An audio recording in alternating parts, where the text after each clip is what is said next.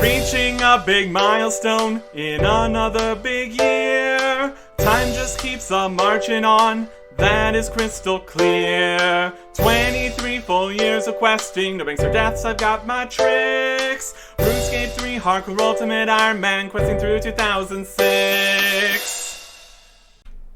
Welcome back to July 11th, 2006. And 56 construction. Well, that is more things as we continue training here.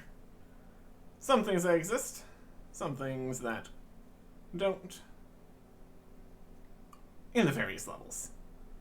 Got a fancy teak dresser for the bedroom, teak shelves for the kitchen, gilded mahogany wall decorations if we wanted to spend 260,000 coins to make slightly fancier decorations. Could mount a swordfish, put up a thorny hedge in the formal garden, cloth covered teak altar. And that is a slightly better altar. As we continue up the altar levels, they actually give more prayer experience for using bones on them and stuff. It's a work in progress. And also 25 rooms. We're not going to use quite that many. Just normal construction here. Tables, larders. Gets the job done. Trying to spend some more money. That's what it's here for. 57 construction. Teak Eagle lectern and Teak Demon lectern for the study. More enchantment tabs or teleport tabs available. Very good. Medium magic balance sphere thingy for the game room. Gold candlesticks for the chapel. Still don't have positive effects. Need to get one more thing for that. And a desert habitat for the menagerie, which does not exist. Plenty of rooms. Don't exist yet. I got a pineapple seed from a bird's nest while chopping all the oak logs. I'm gonna go plant it here at Trino Village. Why not? Why not? There's a few fruit tree related things later. Trying to prepare for those, kinda. Also, just more farming XP, which is always nice. 58 construction. And that is a medium map. Upgrade from the small map as the little decoration. Medium Slayer monster heads, specifically Karasks and Abyssal Demons, which we can't even kill, so we can't get those heads yet. I'm gonna put some chapel bells up in the chapel. 59 construction. As the lunar globe, fancy decoration in the study. The limestone attack stone and hangman game for the game room. It's an attack stone, you just attack it. And hangman is hangman. A wooden fence for the formal garden. Getting slightly fancier, I guess. And icons for the chapel. Ceradomin, Gothics, or Zamorak. And there is 60 construction. Milestone, achievement, and all that. Lots of interesting stuff here. Got a quest requirement. And a new room, even. The throne room. You set it up, and you have a throne. You also can have a whole pit to drop people into the dungeon. I don't know if we've unlocked that part yet. Later, you can put an oak throne in the dungeon, or in the throne room. That is the throne you get, as you might expect. A throne in a throne room. What an idea. An even fancier bed, gilded mahogany 4-poster. Brilliant. No teak wardrobes yet. Or maybe. Teak wardrobe. That's still the costume room though, so no. Almost though. We're getting there. Put up a nice hedge in the formal garden. Definitely getting slightly more fancy in there. And yew trees for both the gardens. Or just the regular garden. Fancier tree. Level 60 for the yew tree, level 60 for woodcutting. Makes a lot of sense. Next upgrade for the altar. Cloth covered mahogany. Fancy. Gilded teak bell pull which is just as good as a regular bell pull, but costs a whole bunch. We have a bigger house, oh boy. And that's pretty much it. The rest of these things, like a grapevine frame, dungeoneering scroll, contracts, farm pens and barns, groves and mahogany frames, that's all later. There really is a lot of stuff later in construction. We're working with what we got here, though. And what we got is pretty good, honestly. Spending quite a bit of money on this. Obviously, that's the plan. Down to only 3 million in bitcoins. Only this construction train is only going to be able to go on so much longer here. We're going to run out of money. Alright. Before we get on to updates here, I'm going to go look at some more locations we can get to with the fairy rings. There's still some interesting things to check out that we didn't do last time. First location is the Enchanted Valley. The landing section here is a little bit bleak and like a cave. But then you walk out from behind a waterfall, so that's pretty fancy. In the Enchanted Valley, it's a valley, it's enchanted. Love the stuff. Had a few guys walking around, centaurs, stags, and very much the most important thing would have been chopping down the trees, or at least trying to. When you chop a tree, you get a tree spirit. Unfortunately, the tree spirits have changed. Previously, it would have been the random event version of the tree spirit, which levels up comparably to you. Since we are level 105, probably get like level 120 or 159 tree spirit showing up. And they have much better drops, or I suppose had. This would have been a very great place to get a rune axe. It was really, really doable. Unfortunately, the tree spirits that pop out of these trees now are not the same ones, and they don't have the same drops, and they're not even the same monsters, so we can't just say, oh, we kill a couple of these tree spirits, then we can go get a rune axe. We're doing fine. Adamant is perfectly acceptable, especially for just chopping down oak trees. I think we're gonna do fine. Other things that happened in here. In 2013, more of the random events were moved in here. We got the frogs, got some rocks that get some rock golems, fish for sea trolls. Random events. They were definitely a thing. But unfortunately, it's now no longer particularly useful here. We're gonna put on our Dragon Staff and jump into another spot. Still using the whole go directly between, because it's fine. To the Abyss. Not the same Abyss as one we can get to from the Wilderness. And we have inadvertently started Fairy Tale Part 3 here. What's going on here then? Oh, thank goodness you're here. Yeah, it's very, very wise. Where is here? Looks like a small forested hole here with one fairy ring in it. First things first, I need to cast a spell on you to allow you to gain entry to the Resistance headquarters without needing Fairy Nuff's certificate. Kind of already had that, but okay. Presumably that was changed later. Okay, I guess. Magic. Okay, now what is it you wanted from me? Please, could you help us reclaim Xanaris from those horrible orcs and reestablish the Fairy Queen to her rightful throne?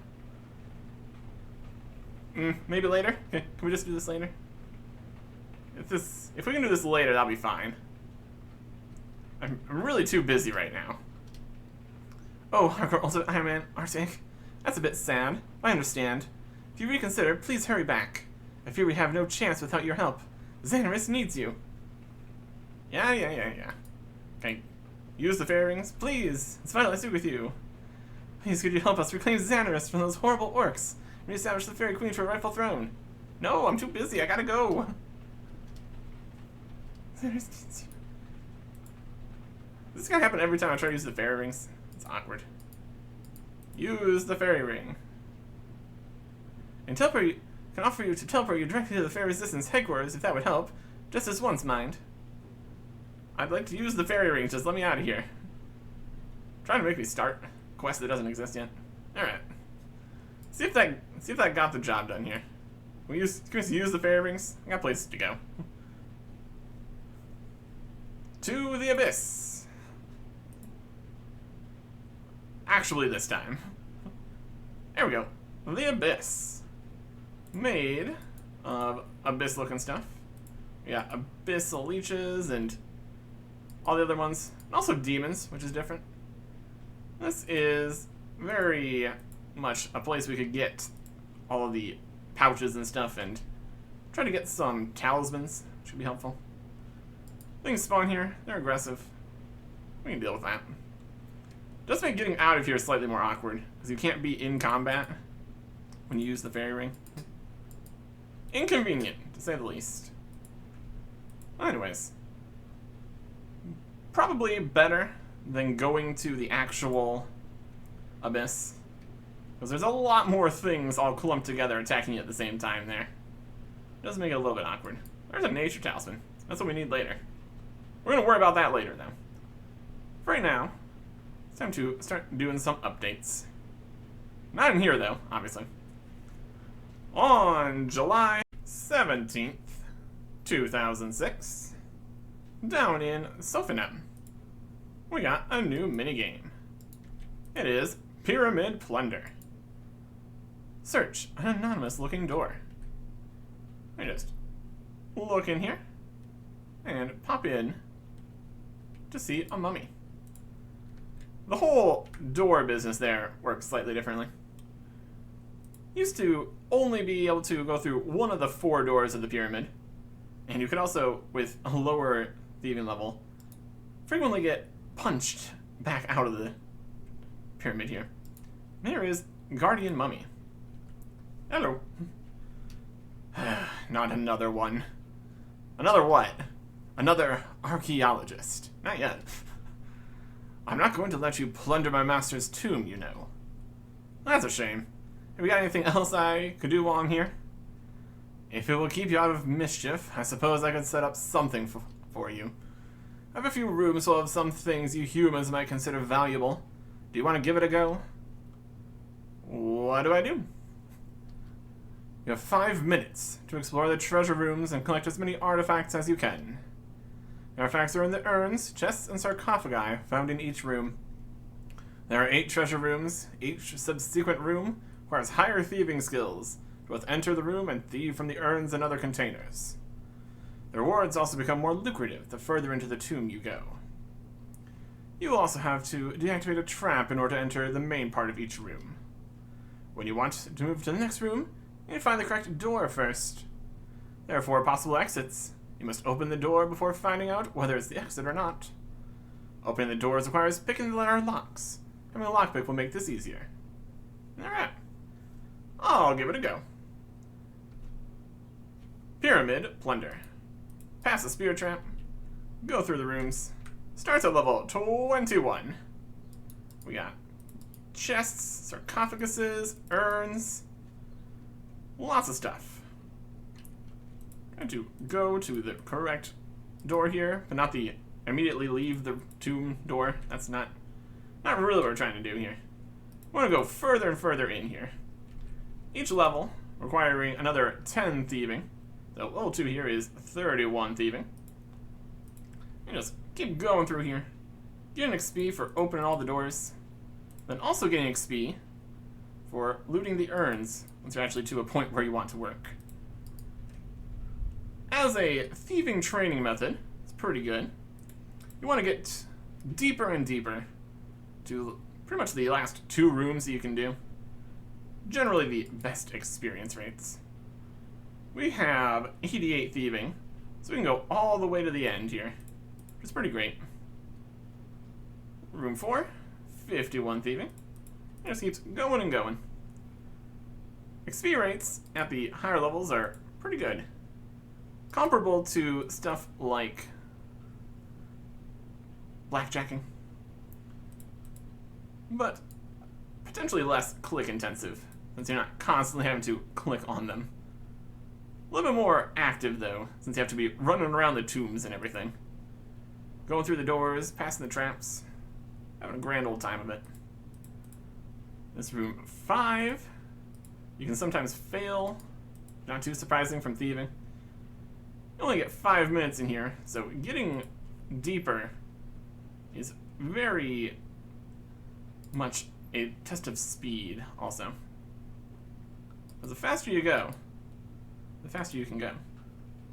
Where's the last door in this room? That one, that one. It's always one of the doors. It's been graphically reworked too, so less noteworthy. One right here behind the sarcophagus. There we go. Done plenty of pyramid plunder. Now we're in room 6. We're still not done. Loot in here takes the form of various artifacts. We'll get those once we actually start looting all the urns here. Running through here. Get an XP. Having a great time. Some of the doors go to dead ends, then it changes every so often.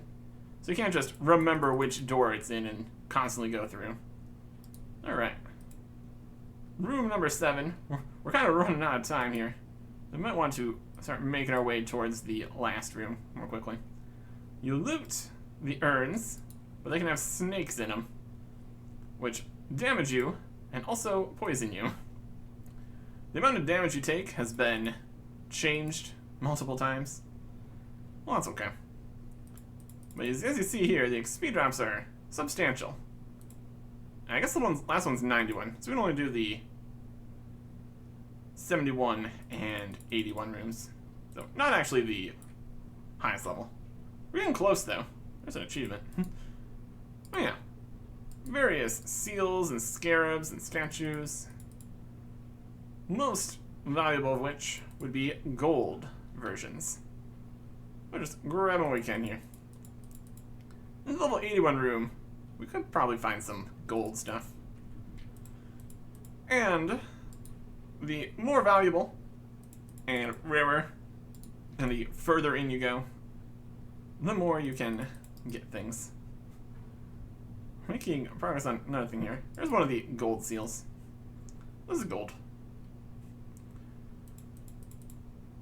As far as making money from thieving, probably not as good as other options. Well, that's okay. Overall, if I'm going to be training thieving, I'm probably going to be back at the Menophites for blackjacking or something. Because I want to make some money from my thieving. Getting the levels right now is not the most important. Also, when searching sarcophagus and chests, you can find mummies and scarabs. It's a whole mess. We'll take our gold seal and get out of here. Quick leave options, quick start options, all sorts of good stuff. One of the main treasures you want to find in there is the Pharaoh's Scepter, which has teleports back to the mummy room. So you can instantly go and start it again. And you can recharge the scepter with the actual bits from here. So that's good. There's also some new loot available as the years progress. Very rare items. Well, that's much later. so rare that it's almost not even worth it. What we do have is all of these bits here, which we bring over to Sam Templeton at the Agility Pyramid. Also new here is new levels. Previously, the Agility Pyramid was in a hole. You had the agility to get down into the hole. But now Simon Templeton and his tent and all this are on a second level, where you can get to him without needing to go down to the pyramid. Possibly the second rocks would require the actual agility or something. Not existing anymore here though, so that's fine. We can trade Simon Templeton to sell all of our artifacts for 3,400 coins. So, it's something. Nothing crazy though. And also between running back and forth, probably not really worth it. But it exists as an option. Well, that's good. Poison, Still resistant to poison, that's perfect. Got 2 more drinks of water skin here. Just out in the desert, having a grand old time. Oh yeah. Another way to train thieving. Pretty good. And now, on July 24th, 2006, the next quest. It is Lunar Diplomacy. Starts up in Roleka. Has many requirements here.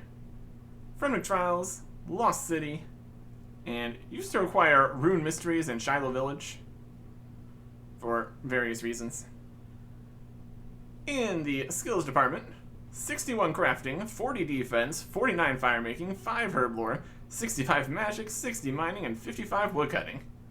So quite the list. We bought all of those. Partially because they're not too high compared to our stats that we're at this point. And also because we are prepared. Very prepared. Required items. Again, lots. And more than even this list. 1,000 coins. Runes for fire and superheat spells. Potentially. We don't have a nature rune. We don't need superheat, but it could be helpful. We have to go to a rune store for that, though. I mean, there's a rune store there. We'll just grab a nature and that'll be fine. Dragon Staff, which we still have. Fantastic. This continues to work out just perfectly for prepping this Dragon Staff, which was originally a Dragon Branch for a while. But yeah, Dragon Staff. We can go to Xanaris. We can do this quest. It is working out perfectly. We need a spade, a needle, access to the elemental runecrafting altars, which we have with the Abyss. Don't need to go and get all the talismans. We need a Guam and a Marintil, obtainable during the quest. We also need a tinderbox, a pestle and mortar, a hammer. We can get a needle and thread during the quest, that'll be fine. We've got an axe. You'll need a pickaxe, a spade is on the list, and potentially a bullseye lantern. Realistically, we don't need a bullseye lantern because reasons. If we just make it ourselves right now or get it, or I mean, we already had a bullseye lantern earlier when we did Tears of Guthix. So just go do that again. Grab a bullseye lantern. And then we can get over to Roleka and start the quest. Since we would need to actually make the entire bullseye lantern, and we're going to be getting part of that later, decided just to get the swamp paste. Worry about that in a little bit here, though. The quest starts over here with Lokar Sea Runner. He's got a rowboat. How's it going? Hello there. Don't talk to me, Outerlander. I don't have time for the likes of you. What makes you say that? Hey, don't call me Outerlander. I'm known as the mighty Rakir. Can't say I've heard of you. So they let your sword into the clan nowadays? Wow, things have really changed since I've been gone. You don't look very frenetic yourself. Yes, I suppose that's true. I've been gone such a long time. You've been away from these parts a while, then. Oh, you haven't heard of the infamous Lokar, Scourge of the Northern Seas? No? That's you then, is it? Forgotten already? I have no regrets about why I left. Why did you leave? As a young man, I learned that the frenetic way of life was too slow for me. Oh, sure, every so often, we go out on a big raiding parties, looting and pillaging the weaker islands around here for food and profit, but, well, after a while, that was all I looked forward to doing. Growing crops, milking cows, catching and cooking food, the day-to-day activities of our life, they're so boring. No, I knew what I wanted to do, and that was attack innocent people going about their daily business, steal all their money, then spend it on wine, women, and song. Okay. So I ran away from Roleka to become a pirate. It's way more fun. Plus, you get to see the world. Was the world good then?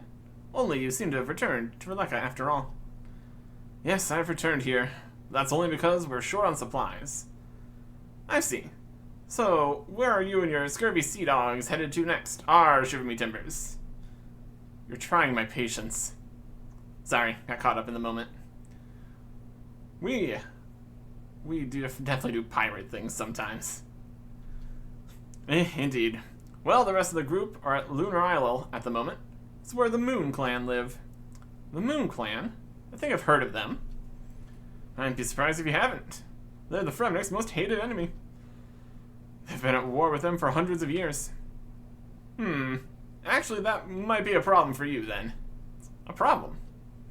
Yeah, they're a really powerful race of mages. They'd read your mind, see your Fremnick straight away, then probably turn you inside out and feed you to the birds. Cosmic. But you went there okay. Yeah, I think the Fremnicks are a bunch of losers. They probably picked up on that. Look, I know a way you'll be able to travel there without, getting killed in that, if you fancy a trip. Why not? Why not? Why not, indeed? I've always wondered what the state of my innards are. That's the spirit. Well, what you want to do is go and talk to Brunt the Chieftain and get a seal of passage from him. Seal of passage? What's that? Well, it shows that you're a diplomat for the Fremnick, so you'll have immunity from being killed and stuff. That's good. It's an ancient tradition not to attack anyone bearing a seal of passage, because they're probably on a diplomatic mission, or well connected with powerful allies. Either way, killing them is usually a bad idea. So, I have to try and bring peace between two warring nations who have been fighting for centuries? What? I never said you had to bother doing that. You just need to pretend like you might. No skin off my nose if those losers want to get slaughtered by the Moon Clan. Just more stuff for me to loot when they're all dead. Well, I will try. I'm the mighty Vakir, after all. Yes. So I just have to go talk to Brunt the Chieftain, tell him I want a seal of passage. That's it. Because in my experience, simple tasks like that always seem to take longer than I expect. Yeah, just go over and talk to the chief loser. You might have to tell him some rubbish he wants to hear, but that's about it. Come back when you've got it. My supplies are loaded and I'm good to head back to our ship. Okay, I'll be right back. Brunt the Chieftain. Over in the long hall. Right in the middle of Relaka here. Very good. Enjoying the graphical rework here too. Looking nice. More snow and stuff. Northernness. All that business. Yeah, Brunt. Ask about a seal of passage. Hi there, Brunt. Could you help me out with a seal of passage? A seal of passage? Whatever for? Well, I've heard that you have had great troubles between your people and those of the Moon Clan. I was hoping to help, so I need a seal of passage to show my intentions. Ah, Vakir. Many have tried, but the Moon Clan are by no means a sharing group of people. They do everything by magic, which is something we never use. But they are so secretive about it. If only they would share, we wouldn't have to kill them all the time. I will see what I can do. Can I have that seal then? If you're to bring peace to our two warring clans, then perhaps it's best that you do. Alright. One seal of passage. No teleport option. Just wear it. It looks like a seal. It looks simple there. Very good. Diplomatic mission. Here we go. It's called Lunar Diplomacy. Can't be too surprised here. Back to Lokar. Hey there. So you got the seal yet from Brunt the Chieftain? Can I leave this dump of a town? Yep, got it right here. Great. Let's head back to the ship. You ready to go now? Arr! Yar, let's be on our way, yar. Why are you talking like that? Isn't that how pirates talk? Only the very stupid ones. I suggest you don't talk like that to my crew. They'll probably assume you're mocking them and kill you. So let's start again. Are you ready to go? Why yes, tell me how. I suppose that will have to do. Bring the Book of Piracy here to get slightly different piratiness. That's alright. Here we are at Pirate's Cove. You'll find a captain already on board. Pirate's Cove. They got some pirates. And a very, very large ship. Which is pretty neat. Only other thing going on here in Pirate's Cove is moss giants and pirates. Originally, these moss giants were a different, stronger variety of moss giants compared to the normal moss giants in other spots. Not as strong as the ones down in Glariel's tomb, but slightly stronger moss giants. Just a spotted a whole bunch of giants here. And also hanging pirates. So, very piratey. Always a good time. And this is a very large boat. Get on here. Talk to the captain. Aye, aye, Captain. I don't recognize you as one of my men. What are you doing aboard my ship? Stow away, stow away. Oh, look here, offered me a journey. He said he could take me to the island of the Moon Clan. Oh, he did he? Suppose I sometimes regret ever allowing that vagabond to join the crew. He has very bad work ethic, and I have to say his attitude can be very confrontational. Lokar's a loser. So, you won't take me to the Lunar Isle? Well, now I didn't say that. We are returning there soon anyway, as our last visit was most profitable. In fact, as soon as our boys are finished loading the stocks, we should be ready to depart. As captain of this ship, I feel I must play host, even if you aren't exactly a welcome guest. So is there anything you wished to know? We should get some information here. Tell me something about this Moon Clan. What is this Moon Clan? This all seems very mysterious, if I must say. The Moon Clan? Oh, very fine people, very hospitable. We had heard they were very wary of strangers, and disliked people just showing up on their island. But when we sent a landing party aboard, they all seemed more than happy to see us. Well, they even threw a big festival in our honor. Anyway, they had a large supply of items we felt we could use on the high seas, so we made a few trades with them, and we're on our way. What kind of items? Well, I'm not sure how much you've heard about them, but they are magical experts. They sold us many rune stones, as well as a few good luck charms and talismans, and such, to help us on our voyage. Yes, they might have been a little secretive about that strange temple, and the old lodge of theirs in town, and I must say they certainly have the strangest house I've ever seen in my life in their little village. But it was a pleasant trip, all around. And I look forward to trading there again in the future. After all, it's not everywhere that a pirate captain and his crew can rest ashore without having to worry about the authorities catching them, is it? Fight the law! No, I guess it isn't. Well, is there anything else you wish to ask me about while I'm not busy? What were you doing at Lunar Isle? I always thought pirates would be, out pirating. Well, obviously the actual pirating is a big part of our agenda, but we like to think ourselves as non-regulated merchants.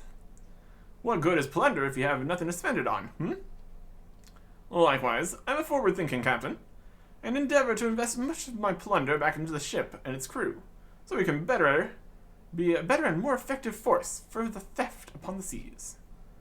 So we went to Lunar Isle for supplies. Well, obviously not initially. Obviously our first thought was to show up, rob them blind, and take off again with plunder spilling from our decks. So what made you change your mind? Well, firstly there were the monsters. Monsters? Oh yes, hundreds of the things. Island's swarming with them, Dirty, smelly beasts as big as a wolf. Yes, you'd certainly better be either handy with a blade or quick on your toes if you wanted to spend much time outside their village with those things around. Everywhere. What? Run for your lives, lads, it's a monster. What? So you didn't attack the Moon Clan because you were worried you yourself would be attacked by these monsters trying to make your escape? Oh yes, absolutely. That and the next reason. The next reason? Yes, the next reason means the Moon Clan are quite stupendously powerful magicians. You'll notice it as soon as you look at them. Really quite powerful indeed.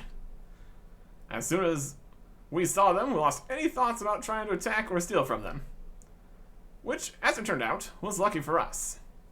Bunch of bloomin' loonies. It was. Oh yes. They can read minds, you see. If we'd shown up there thinking about robbing them, they'd have just killed us all on the spot. I did mention that they're extraordinarily powerful magicians, didn't I? Yes, you did. I'm glad I did, because they really are. And mind readers. Yes, all in all, I'm glad we didn't try any funny business in the end. Plus, there's another good reason. That reason being? Well, when you're our crew of successful pirates, it becomes more and more difficult to ever moor somewhere and spend your loot. People are far too quick to call the guards on troublemaker these days. So finding a village where people are more than happy to trade with you, regardless of who you may have just stolen from and killed. I like that non-judgmental attitude of theirs. Okay, then. Anything else you want to know before we set sail? So tell me about this ship. You got a really nice ship.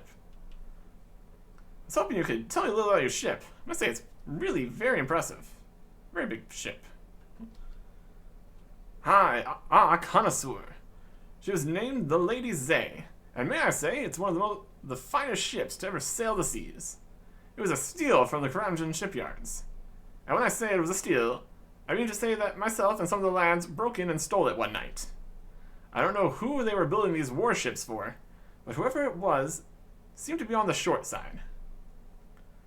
We had to do a little remodeling of the doors and rooms, so that we didn't have to crouch around everywhere. But I finally got her just how I want her. We have enough cannons down below decks to bombard a small town, I'd wager. What? I want lots of guns! I want lots of guns! I used to own my own ship, you know. It was called the Lady Lumbridge, if I recall correctly. I wonder whatever happened to it. Interesting. You never struck me as a captain material, but I guess there's a ship out there for everyone. Lady Zay is certainly a big step up from my last ship anyway. Your last ship? Why? What was wrong with it? Well, it just wasn't sturdy enough. I was on a perfectly routine raiding expedition to the east of here. We ran into a squall that pushed us towards the rocky shore. A few select men and myself managed to escape with our lives intact on a small rowboat. The rest of my crew were washed ashore as the ship was wrecked on those jagged rocks. Ah yes, it was a tragedy. To lose such a fine ship in such an insulting manner. And of course the rest of your crew. Who? Oh, yes, the crew. Yes, it was a tragedy. I'd paid them in advance, you know. I'll never see that money again. No? I actually meant it was the shame that so many of your crew must have died in the shipwreck. Was it? Well, if you say so. Actually, the last I'd heard, quite a few of them had survived, and set up a little hideaway next to the remains of the shipwreck. If you are particularly worried about them, perhaps you might like to go and pay them a visit someday. Make sure to bring a lot of easily transferable wealth with you. They love people visiting with easily transferable wealth. Now, is there something you wish to talk to me about? Time is pressing on. We really need to set sail soon if we want to make the most of the winds. What? Move it or lose it. Move it or lose it. I think we're ready. Can we set sail for Lunar Isle now? I must say, it all sounds very intriguing over there. As long as you keep your seal of passage with you at all times while you're on the island, you should be okay, even if you are Fremnik. I'm not kidding. They are very dangerous people, and it would not be wise for you to travel there without your seal of passage, marking you as a diplomat. Okay, keep my seal with me at all times. Check. Can we go now? Ah, yes indeed. The winds seem good, so let's make a move. She's blowing a storm, Captain. Da da da da da da. Well, that was deuced strange. Way to sail a boat. What? Way to sail a boat. Way to sail a boat. What? This is very strange. How about... I don't understand. This is all very strange. That was possibly the most pointless journey I've ever taken in my life. Mr. Circular Island came back here. The course was plotted, in fair tailwind the whole journey, but we haven't budged an inch. I just don't understand it. You should speak with Jack. Who? Our navigator. He's at the rear of the ship, one floor below deck. Below deck, below deck. Can we try again? Yeah, yes, you're right. Perhaps it was just freak wind. Off we go. Sailing. In a circle again. Okay. Are we there yet? In all of my years as a captain, I just don't understand what's going on. We'll talk to Jack. Going inside through their updated larger doors. They were talking about how the doors and everything were too small, and they stole it from Kramja. This was one of the ships that was going to be used for the gnome invasion. We dealt with that. We're back in Grand Tree and Monkey Madness. No more gnome invasion. Stolen boat. Here now. For pirates. Here is Bird's Eye Jack. Hey, are you the navigator? That I am. Why? Think you can navigate us a course on this ship that isn't a big, stupid circle? I'm sure I don't know what you mean. Come on now. If you're the navigator, then it stands to reason it's your fault we didn't sail anywhere. Now listen here, bucko. My course was true, like all my others. If you have a problem with how I do my job, then you'd better go and speak to the captain about it, because I don't appreciate a stowaway wandering in here and criticizing me. Well, maybe I will go talk to the captain about you. You better do that then. Fine, I will. Well, do it. I am. Watch, here I go. I'm so scared now. Yeah, you better be. But you're still here. Yeah, but not for long. Well, you better go then. Fine, I'm gone. He was not too helpful. Back to the captain. Hey, captain.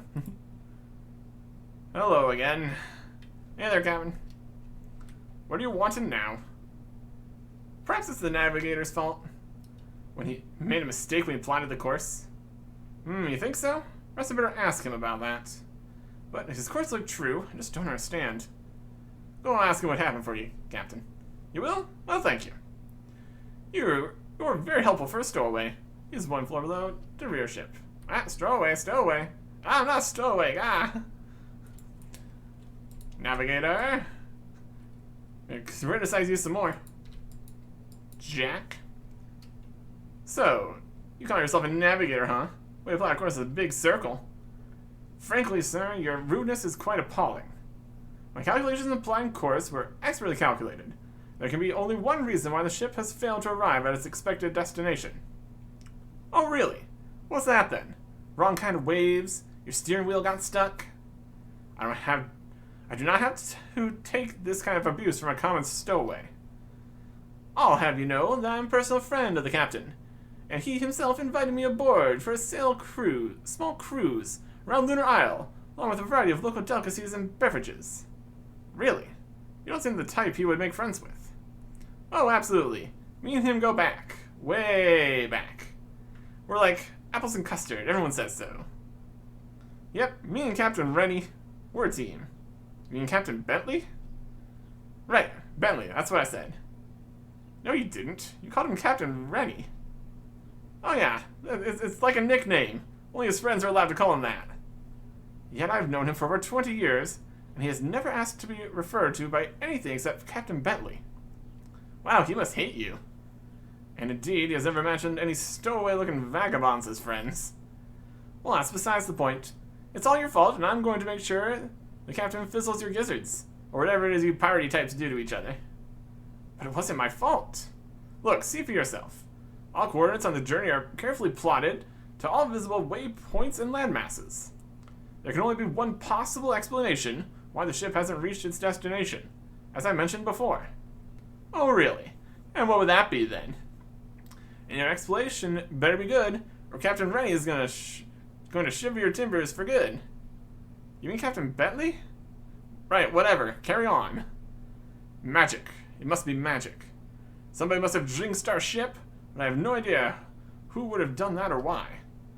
Although your highly suspicious behavior towards me and mysterious sudden appearance on board at exact time the jinx appeared to have been brought upon us would seem to make you the obvious candidate.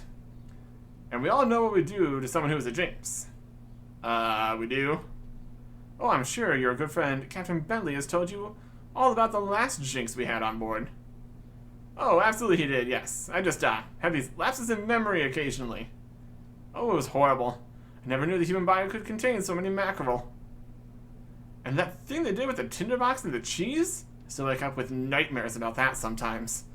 Right. I better go find that jinx then before someone else accuses me of this being my fault. I would like to not contain so many mackerel. That doesn't sound like a good time. Captain Bentley. Oh, my captain. So he's spoken to the navigator again, yes? What does he have to say for himself? Oh, yes. He tried to hide his incompetence by blaming the ship's problems on a jinx of some sort. A jinx, you say? I have to admit, that does sound like a logical explanation. No, I'm still pretty sure it's just the navigator being really rubbish at his job. No, a jinx. That makes all too much sense, I'm afraid. Well, the solution is obvious. We need to find who or what has been jinxed and remove it from the ship immediately. Right. And when you say we need to find, you actually mean... What? He means you, dummy. You, dummy. Well, as captain, I have certain responsibilities that must be fulfilled. So I'd greatly appreciate a little assistance in tracking down this jinx. Yeah, I was afraid you were going to say that. Okay, I'll try and track down this jinx for you. Good lad. Let me know if you find out anything important. Yes, Captain. Alright. The ship is jinxed. Even getting to Lunar Isle, becoming a whole process here. All kinds of pirates, pirating. Talk to a bunch of pirates. Eagle Eye Schultz. Hello there.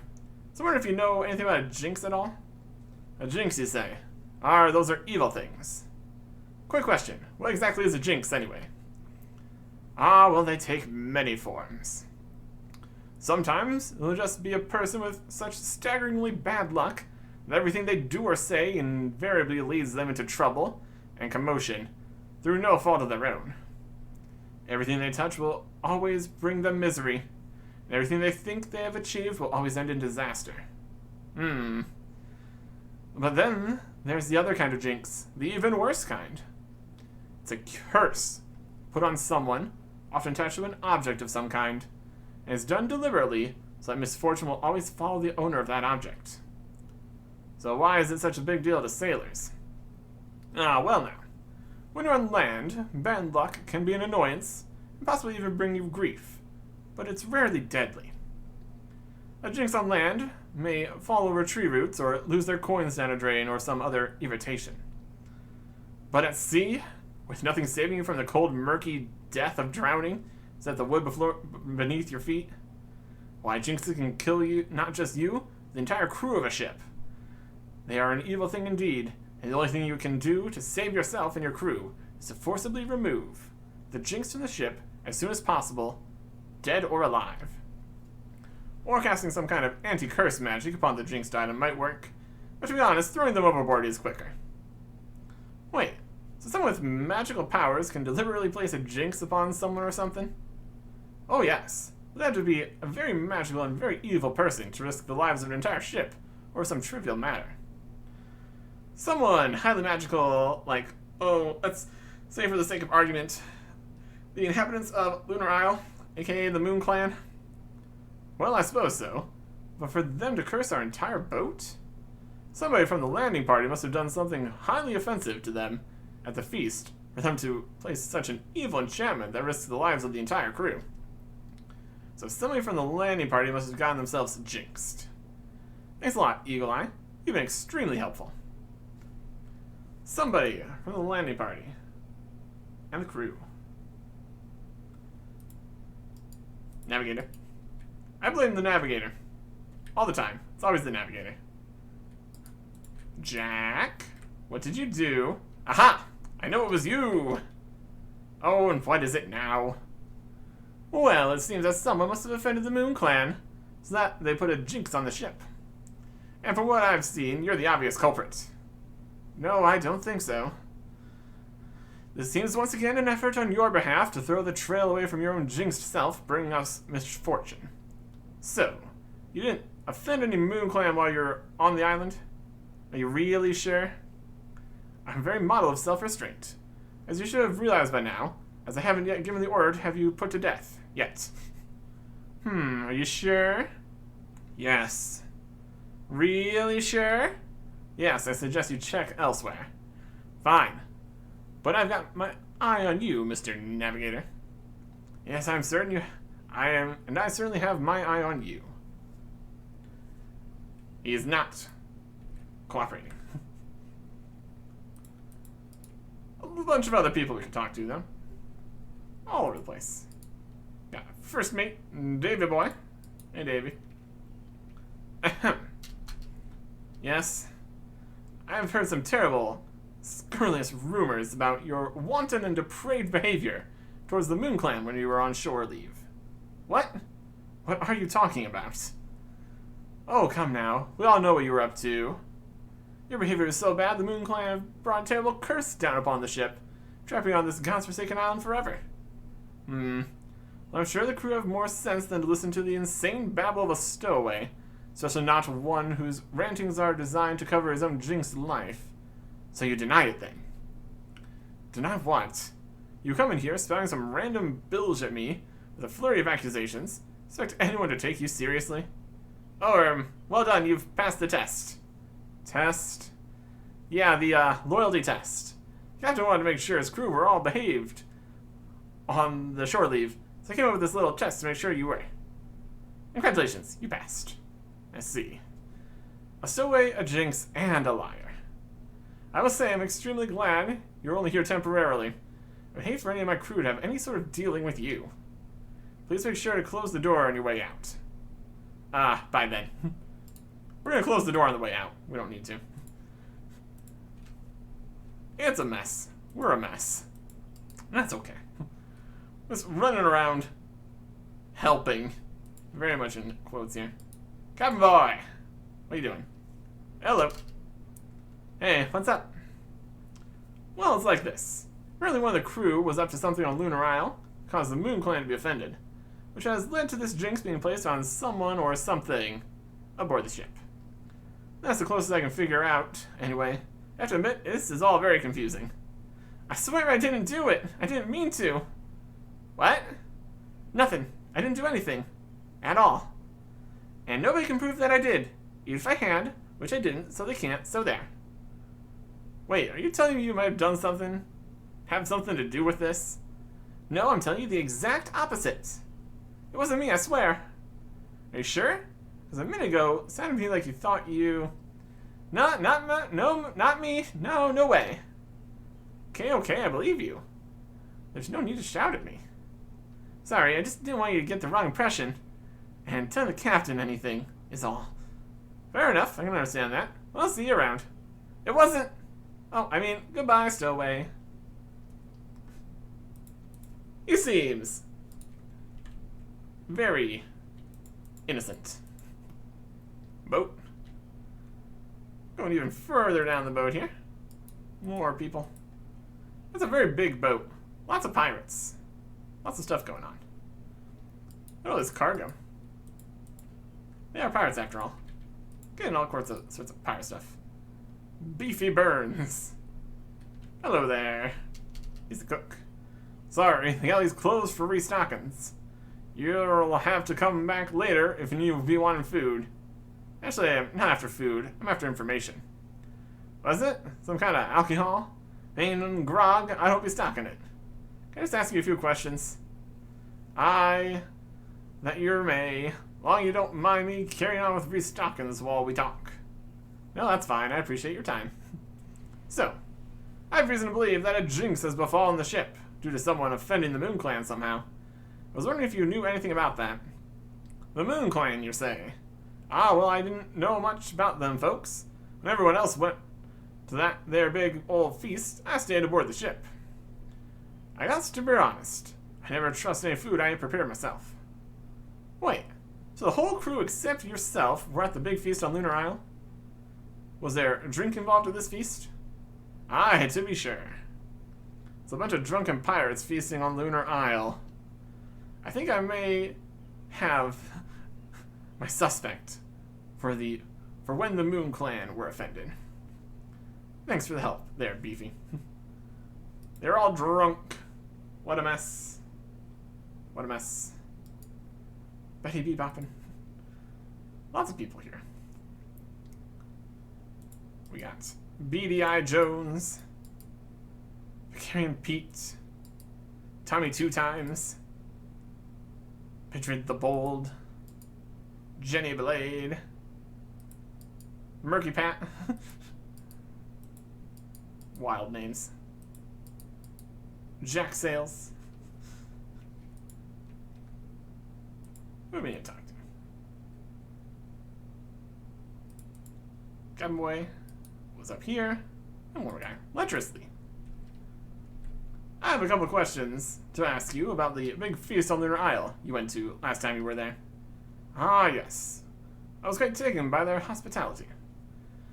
Did you see anyone being rude to the Moon Clan at all? Well, we were all in high spirits, but I certainly didn't see anything like that going on. I don't suppose you saw someone slip away in the middle of the festival or anything. Other than the first mate? No, I didn't see anyone slip away from the feast.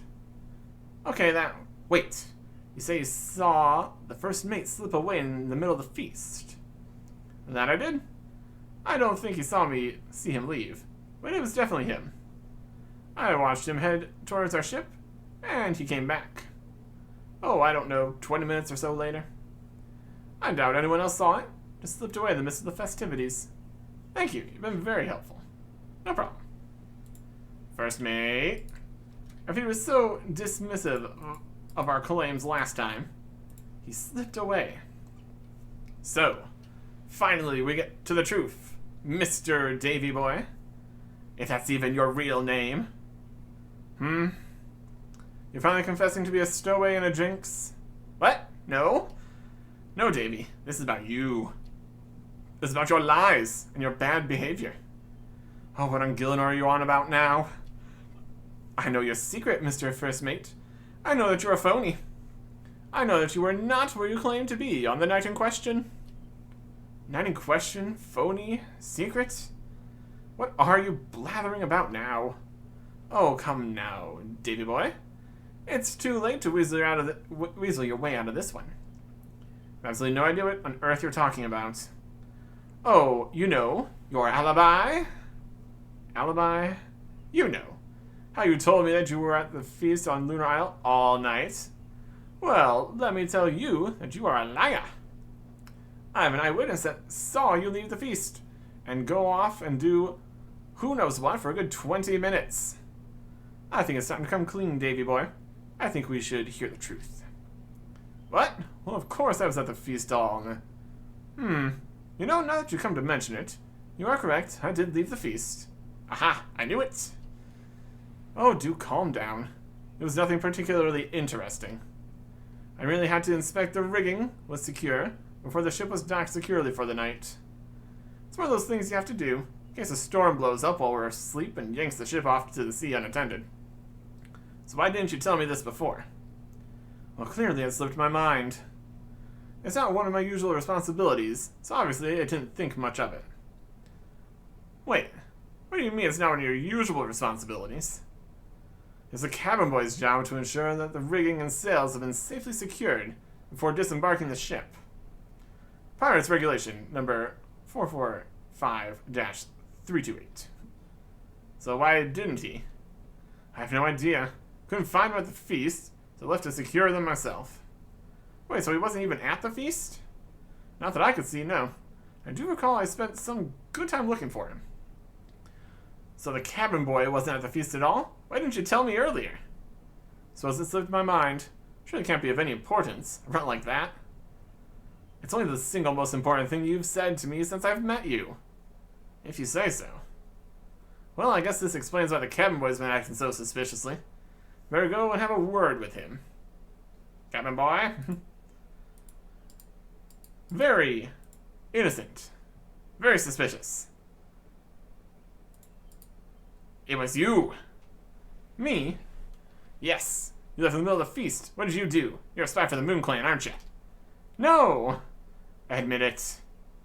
But I'll go get the captain, a plank, and a hungry shark. I've got some sharks, if they're cooked, though. Okay, I confess. Yes, 1-0 to the hardcore Ultimate Ironman, Artic. There's no need to brag. Yes, I left the feast. I was lured by a girl from the Moon Clan. She promised me control of the ship if I did a simple task for her. I couldn't resist. Have you any idea how hard it is being a boy on a ship full of pirates? I had no idea it would turn out like how it has. What did she ask you to do? She showed me some symbols. Then she asked me to draw 5 of them throughout the ship. Some kind of magic jinx. Please don't tell the captain. He'll kill me. If I ever get to the island again, I'm going to see what she has to say for herself. I don't know. Some people. I'll see what I can do. You'll need a special kind of lantern to see them. There are 5 symbols in total, I think. I vaguely remember what I put them on. One was up on a wall.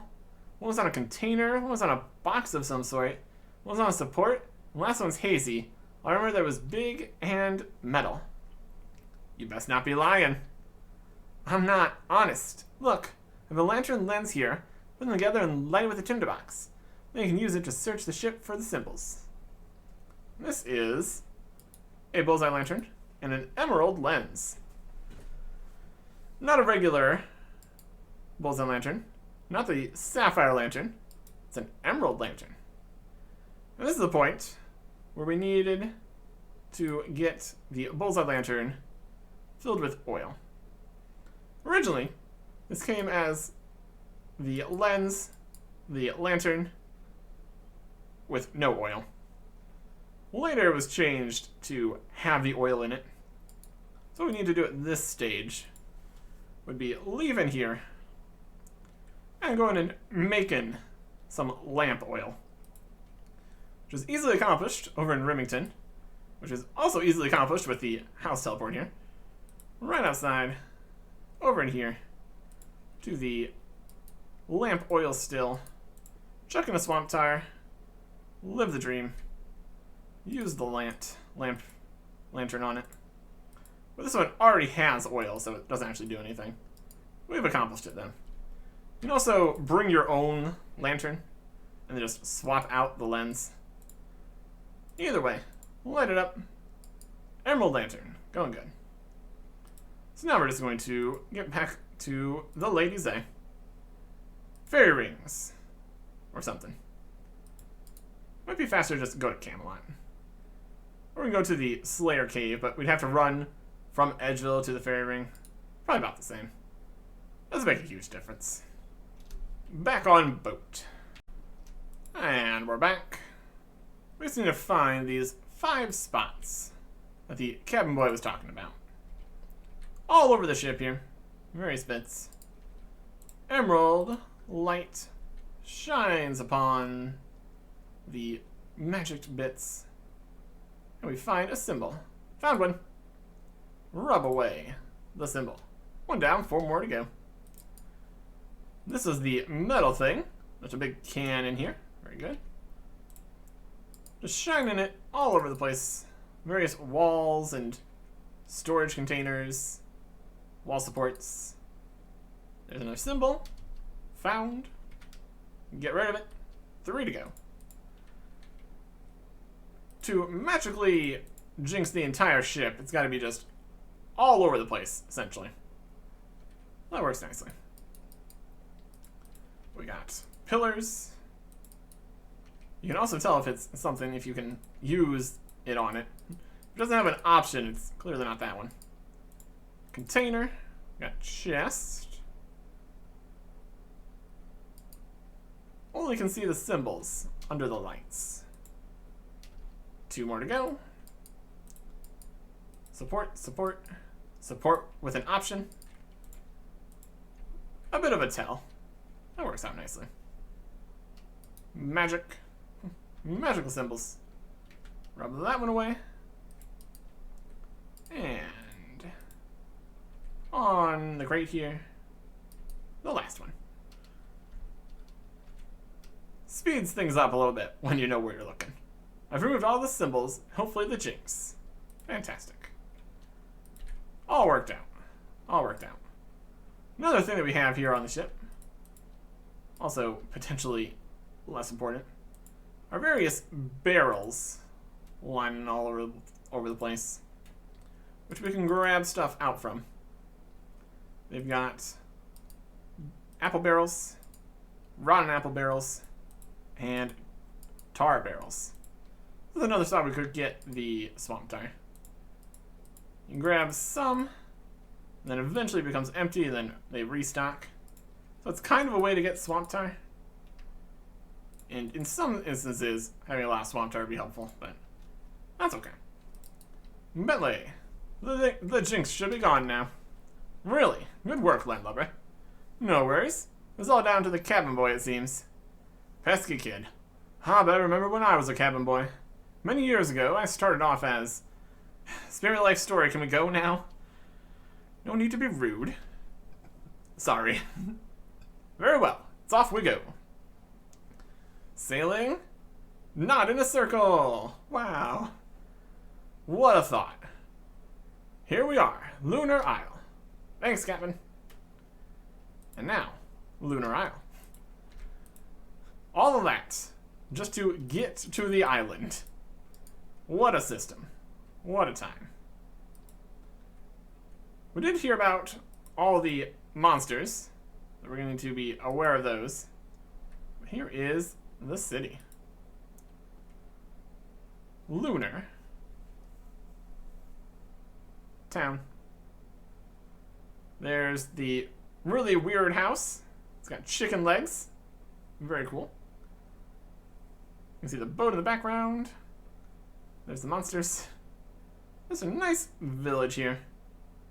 All kinds of buildings and denizens floating around. They are quite spectacularly powerful magicians. Do everything with magic. Unlike the Fremnik, which do nothing with magic. It really is a whole thing. You just sprint in, here goes nothing. What's the worst that could happen? What's the worst that could happen? Instant death. Potentially. In here, we got a few different things. We got a bank, some water sources, an anvil, and a couple stores. Let's check out the stores here.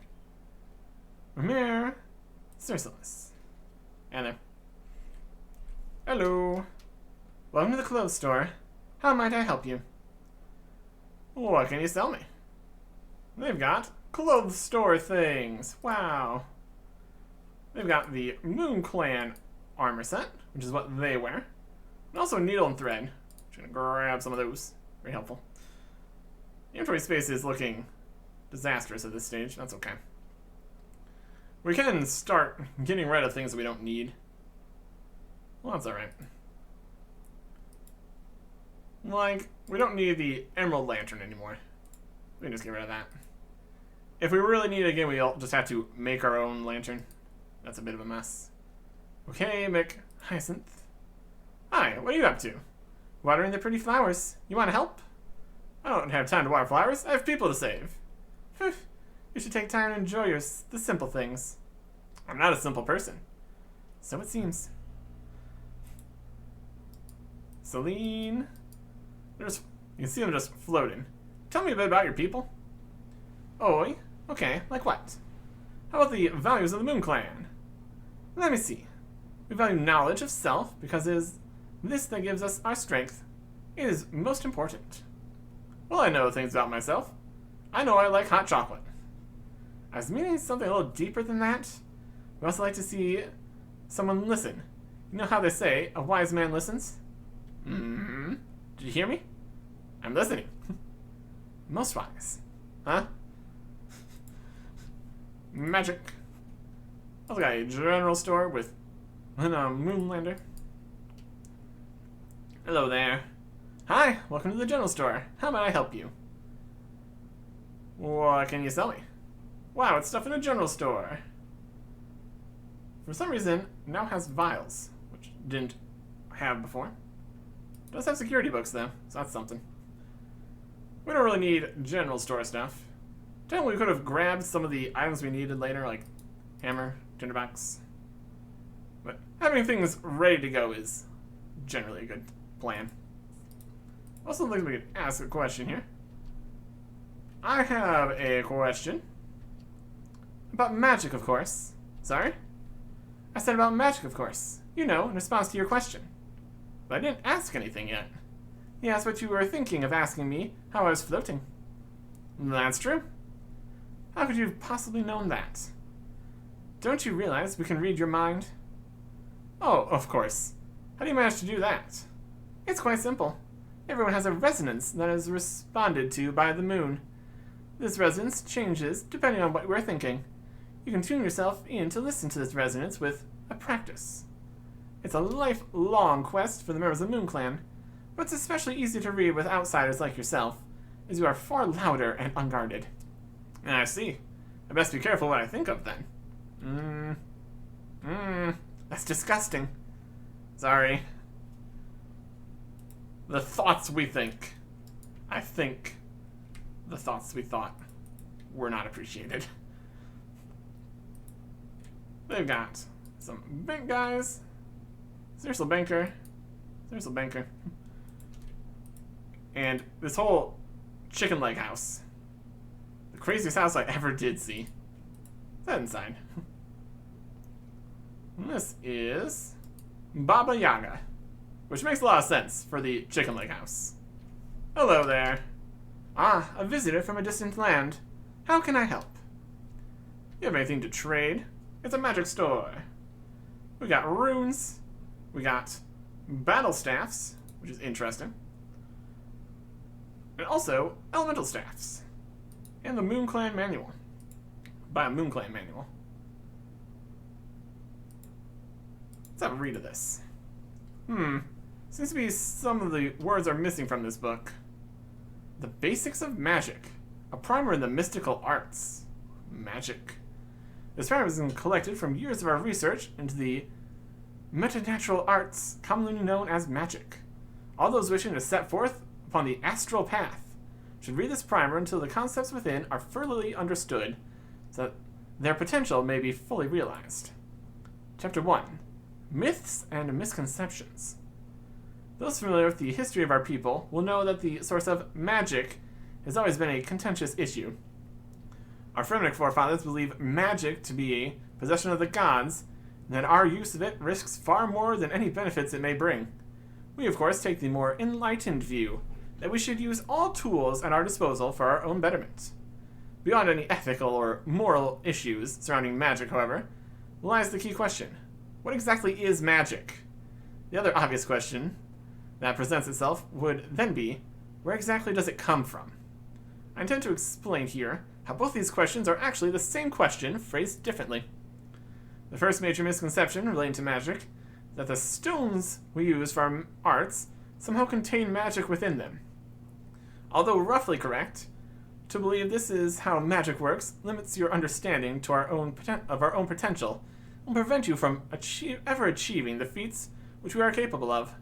Rather, the rune stones that we shape to our purposes serve to focus your own power, rather than containing the power themselves. A short history of the runes, of how runes were first discovered, will serve to illuminate this point for you more fully. As we all know, from the tale told to us in the secret tongue, magic was first discovered in these lands by when he accidentally stumbled upon the stone of V and J. The stone was clearly not of this world, the stone of and the mere touch of it unlocked something within the mind of As we know, the stone was instantly removed by those powers who walk a higher astral path than ourselves. But its very existence showed possibilities that had never occurred to our kind before. His lifelong search for the stone never did reveal its eventual fate, but the myths suggest that the stone may yet lie somewhere within this world. But he did discover something of great importance in the caves where first he found the stone. The very rocks that had surrounded it became steadily changed by its presence. The rocks in their contact with the stone of had gained a yearning to become something that they were not, and discovered that by forcing thought upon them, he could transform them entirely for short periods of time to the very elements of the universe. This is a mere parlor trick, as many of our young have done the same thing with essence as children, making the cold burning fire in their hands on summer nights, and knew that should he be able to effect a permanent change upon these stones, he could have access to the very powers of the gods themselves. And so we created the Astral Temple. This is the first. To this day we honor those who walked before us on the astral path, and prevent it falling to the ruin that this dimension has caused to its counterparts. By regular, concentrated effort of will upon a large dolmen of essence, by a number of people simultaneously, The dome was finally convinced that it had become something which it was not. The astral rune symbol of our very way of life is a testament to what is possible if we seek understanding. The source of magic and runes and rune crafting. Or at least, a source. Dr. Baba Yaga again. Hello there. It's a very interesting house you have here. Does he have a name? Why, of course, it's Bertie. Bertie the chicken leg house. Yes. May I ask why? It just has a certain ring to it, don't you think? Bertie! You're insane? Very. Oh my. That's a whole thing. That's a whole thing. But yeah, a few shops here. Some runes. Good stuff in there. Grab a nature in there later, I suppose. And up there is something we're not going to worry about. Possibly ever. Well, that doesn't exist yet. So we're still safe from that disaster. Oh my goodness. Oh my goodness. Anyways. Talking to more people around the buildings here. We've got Celine here. Goes up this way. Here's the cabin boy. What are you doing? Hi. I bet you're after another lens. Nope. You've possibly known that. I think I'm learning a thing or two from these Moon Clan ladies. No thanks. I'm fine. I do not need additional lens. Here is Pauline Polaris. Celine. Melinda. Okay. Remer.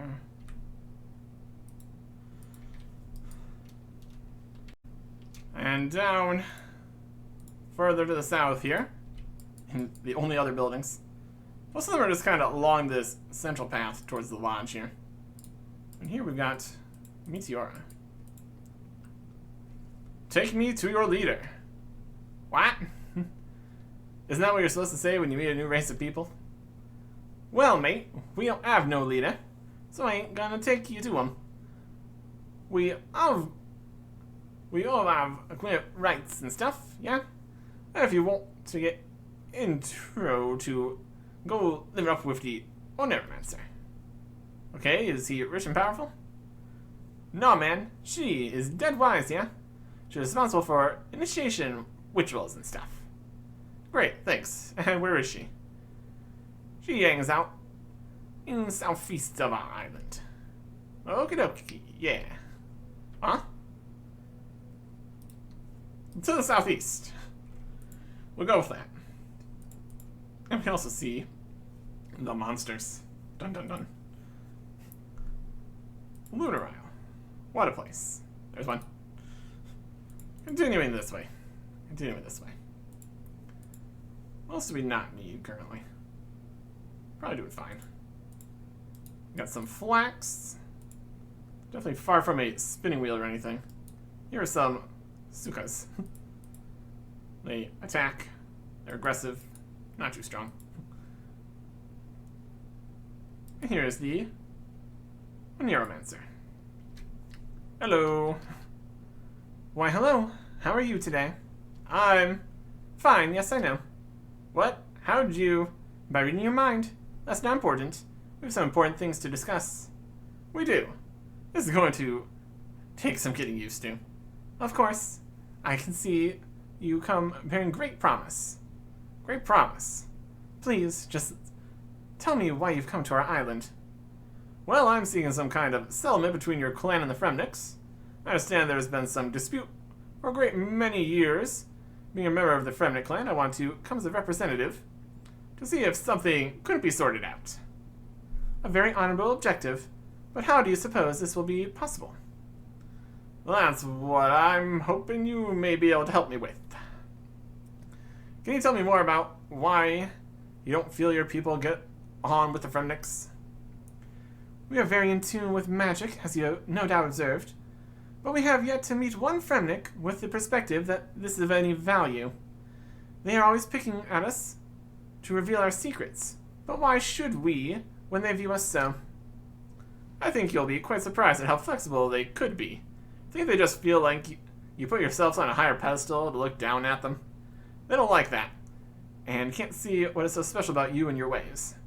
Well, you are one of them. Perhaps if you can understand our ways, that will at least be a start.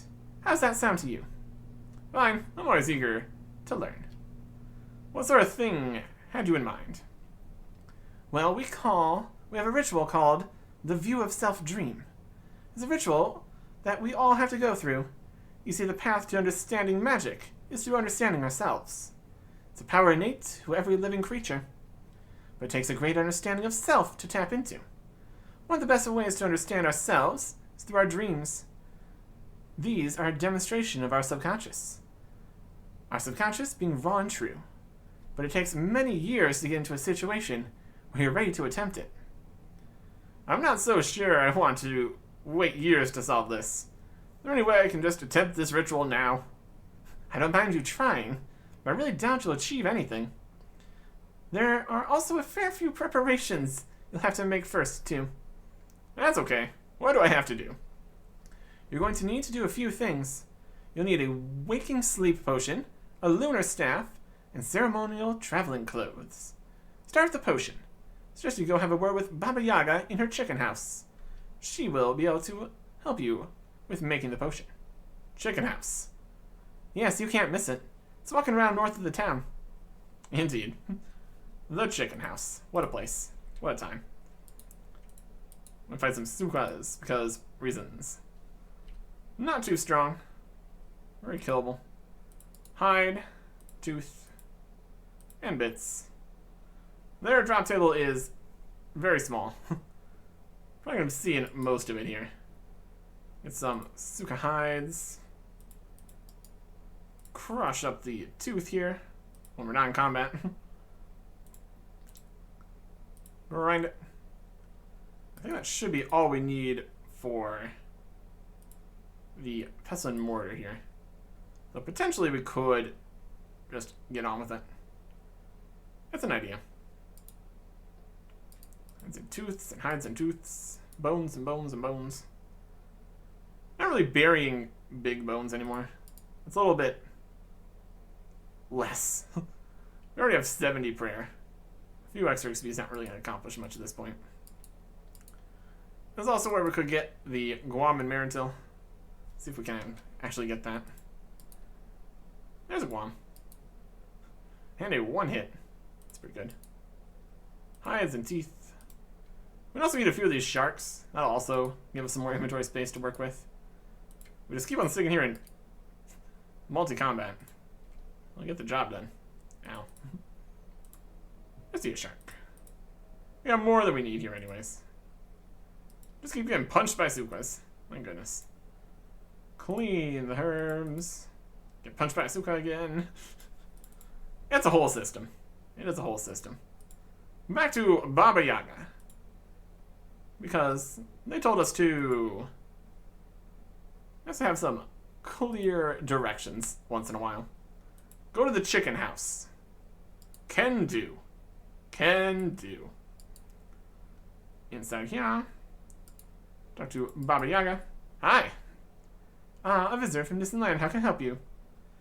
Oh, Neuromancer told me you may be able to help with a potion. I don't think I'll ever get used to you people reading my mind. Yes, a potion of waking sleep. I need to go to the dreamland. You know that's really quite rude. Sorry, carry on. Well, I was hoping you could tell me how to make one. Of course. Are you sure you're ready to take on the dreamland? There's no harm in trying, right? Well, some people have gone mad from visiting their dreams. You really know how to instill discomfort, don't you? How do you make... You'll need 1 guam leaf, 1 marinta leaf, and a suka tooth. Ground using a pestle and mortar. Combine these in a vial with water and bam! You got your potion. You should be able to get the ingredients from the suka monsters. You also need a special vial. I have one here. Thanks. And this is the special vial. Not full of water, that'd be too easy. Run down to the water source here. It's a fancy vial. No regular vial will do. This is very important magical business, clearly. Fill the vial from the sink. Add a Marintil and get 84 Herblore XP. Add a Guam and get 84 Herblore XP. And then the tooth for nothing. That is the Waking Sleep Vial. This is what we wanted to do with that pile of Guams and Marintils that we couldn't actually have in noted form, unfortunately. Would have needed to bring them all the way here to Lunar Diplomacy through the timeline, which would have been 2 extra inventory spaces taken up that entire time.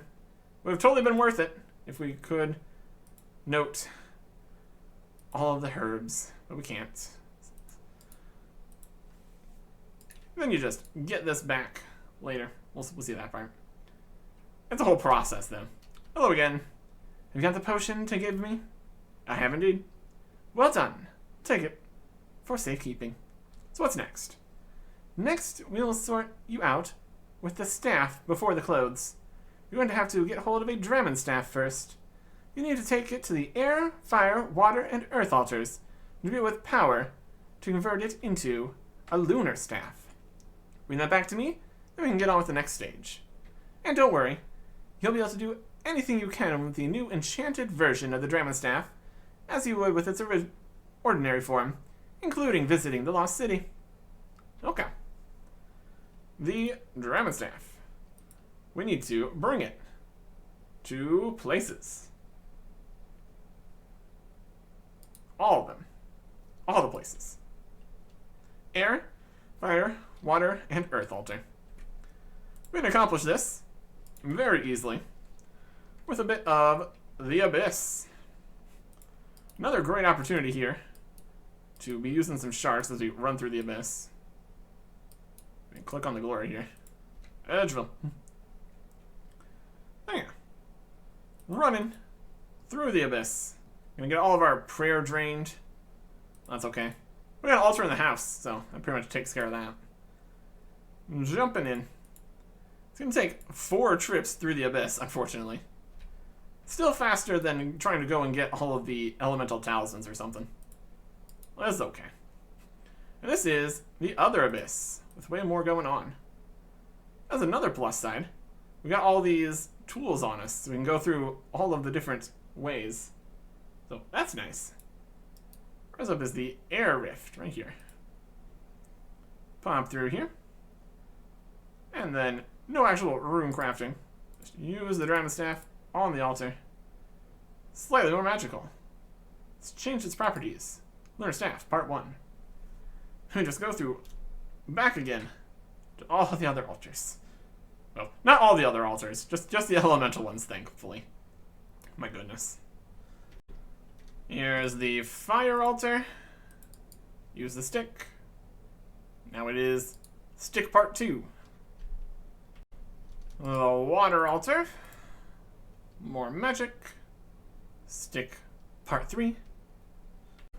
And lastly, the earth altar, where the stick becomes a lunar staff. We can wield it. Looks like a stick. Very good. Now we need to get back to Lunar Isle.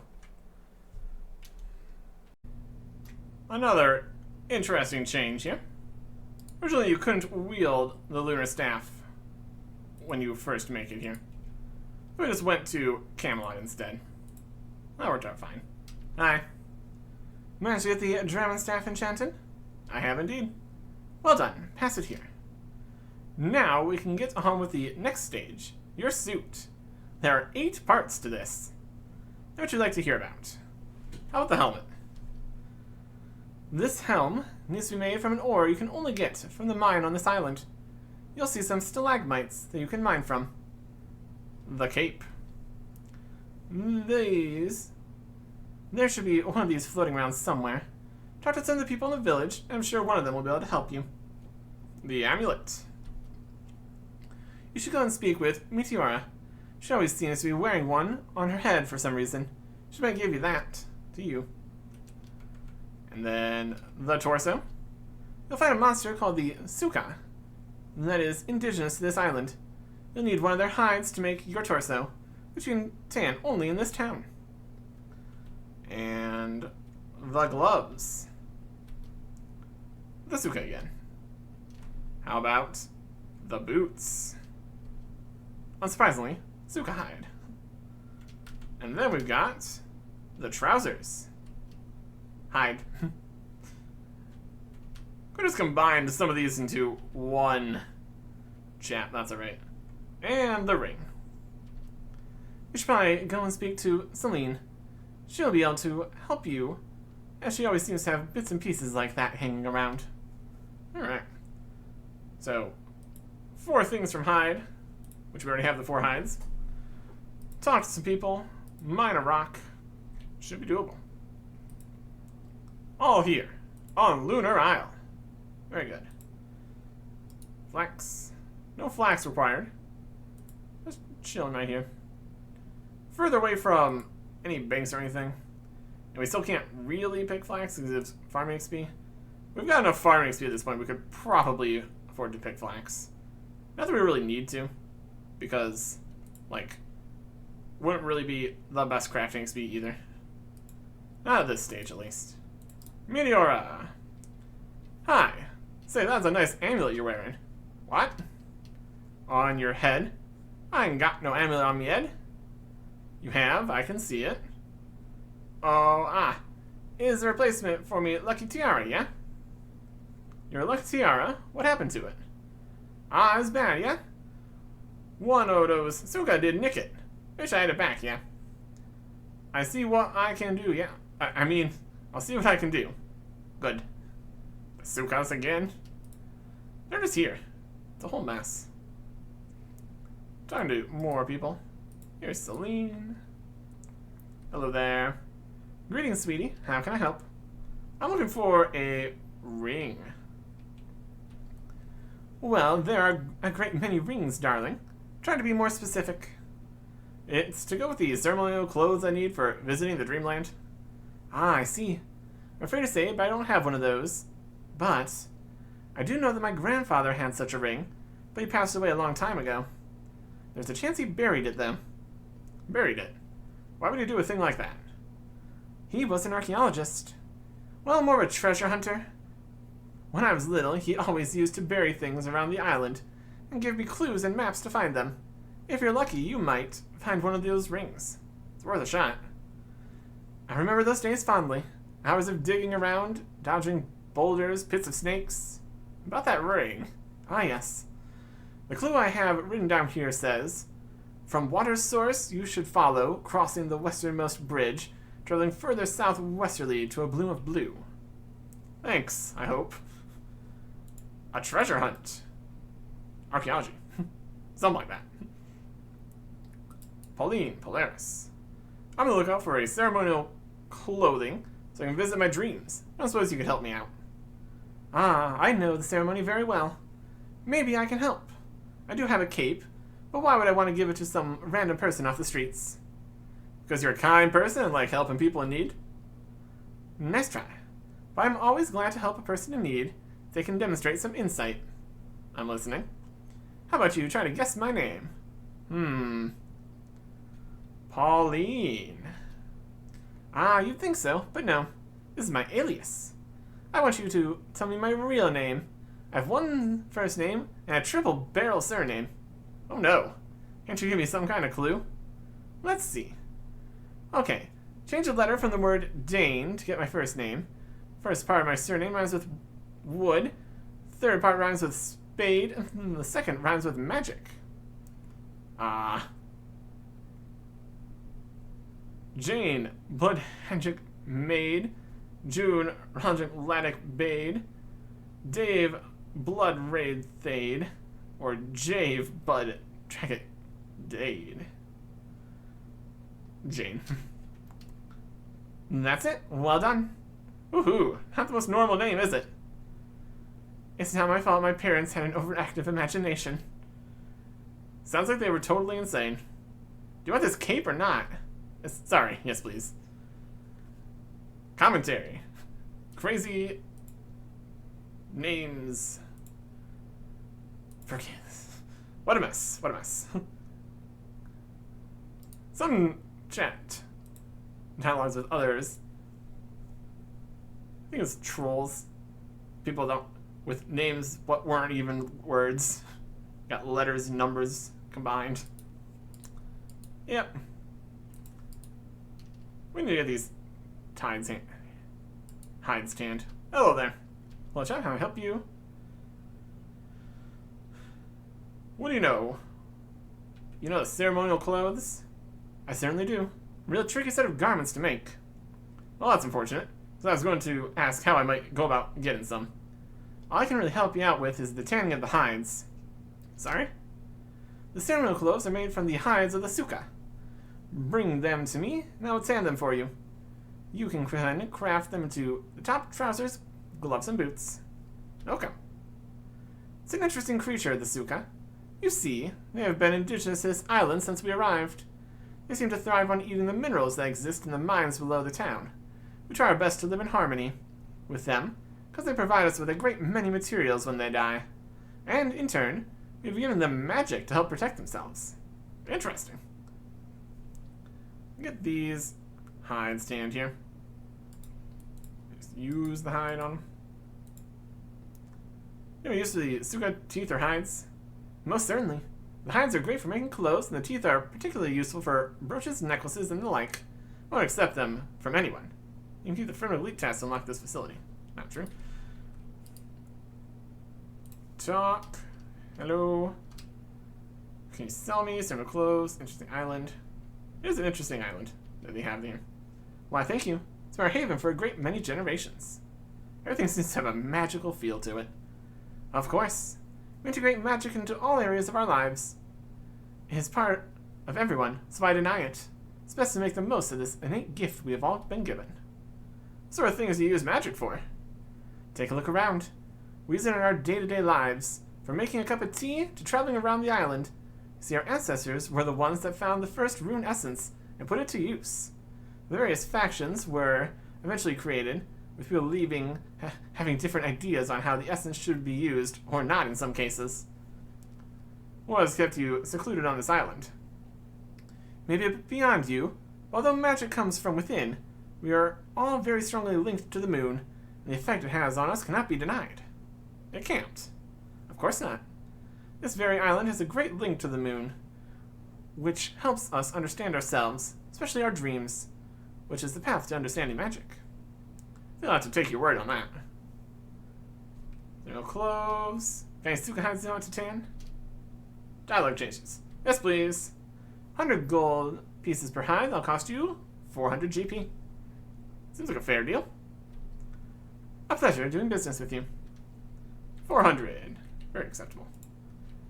Needle and thread. Make a lunar torso. Make lunar trousers. Make lunar gloves. Make lunar boots. Brilliant. And that is the needle and thread portion taken care of. Drop those. Need to go get a nature rune here from the magic store. Mabiaga. Trade. There's also another supply of more nature runes and law runes and other runes, since we can't just get infinite runes by hopping worlds or anything. That works out. Alright. So we got 5 of the 8 pieces here. For this one we just need the helmet, necklace, and tiara. Or not the tiara. Ring. Need to fight a suka to try to get the other bit back. The ones on the northern side of the island here are the ones that have some magic. And there's plenty of them here. Been frozen, so we can't move for a little bit. Charms. Nope. Hide and tooth. I'm trying to know if we can sometimes even one-hit them, which is pretty wild. Get into multi-combat here. Grab me Guams again. Crimson Charms, Suka Tooth and Hide. all these guys. There's a lot of them. Grab me a special tiara. There we go. So we don't need the tiara for the outfit. We need the tiara for trading. Down in the mines, we got rune essence that they talked about. Got gold and silver and stalagmite. The things in the mine here are pretty much the same. There's also gems, but they're slightly different kinds of gems. Mine and smith and rework. Grab superheat here on the lunar ore. See, it doesn't do anything to that. Fine. Need to go to an anvil. Probably used to. That's alright. We need to go to a furnace then. Best furnace. I just go to Relaka. Well, that'll work. But I do need to go and get the other pieces here still. That's Dream Mentor. We need to go up the ladder. Just need to find the buried ring. That's out further here. Down the other way. And then we should be good. A little bit more damage here. That's alright. Running past plenty more Sukas. They're a Slayer task too. As we keep on getting further and further in here, we unlock more Slayer tasks. Make it more possible to do Slayer without having to constantly skip tasks that don't actually exist. Simplifies some things for us, at least. You need to find the Bloom of Blue.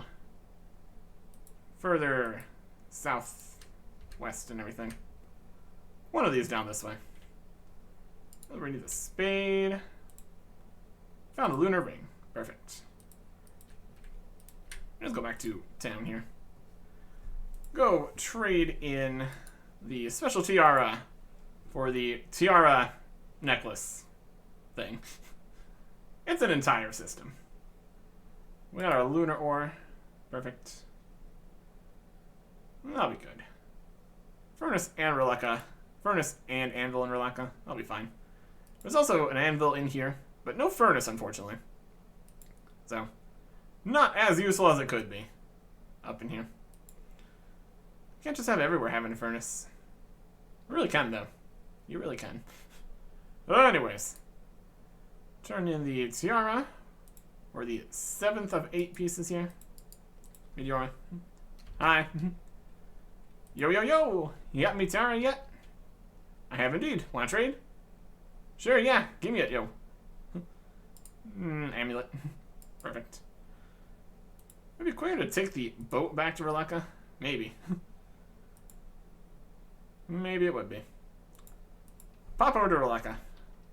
Get this helmet made. And then, we're done with this part. They really have a whole setup here. It's pretty good. Smelt lunar ore. Yep. It's magical ore. Lunar bar.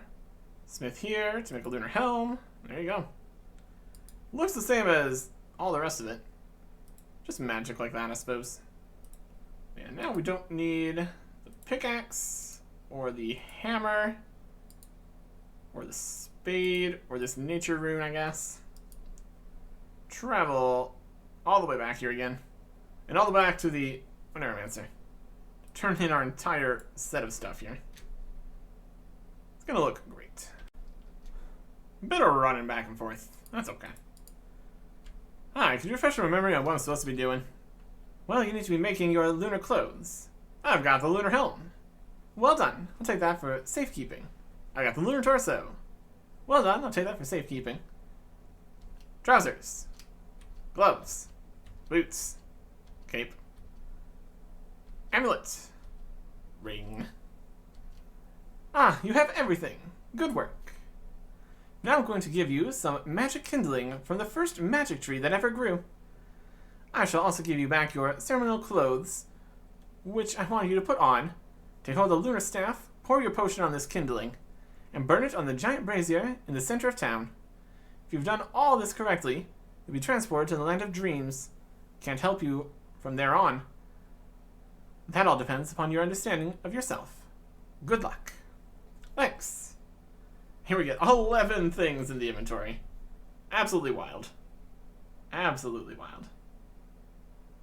And this is where we would have been able to do the herblore training idea. You take the vial, use it on the kindling, and then drop the soaked kindling. Talk to the ornamencer again. Hi. You not been to Dreamland yet? Have more kindling? Sure, I don't seem to be able to get rid of them. Thanks. I misplaced my potion of waking sleep. Good job, I have a spare one then, isn't it? Thanks. And then we use them. This gives you a second waking sleep potion, which then you use on the kindling, drop the kindling, get another potion, and kindling. This gives you vials, which then you can use with your Guams and Marintils to get all that XP.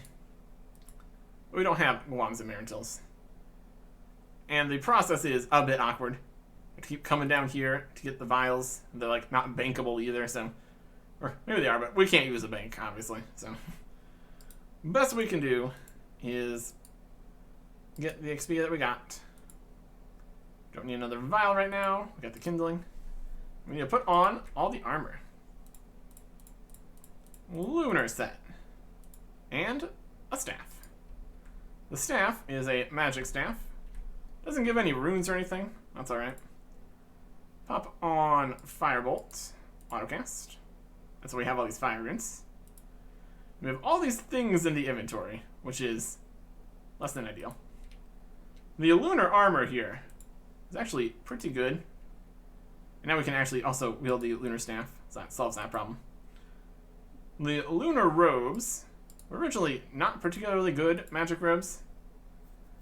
And then in 2016, their stats were significantly buffed.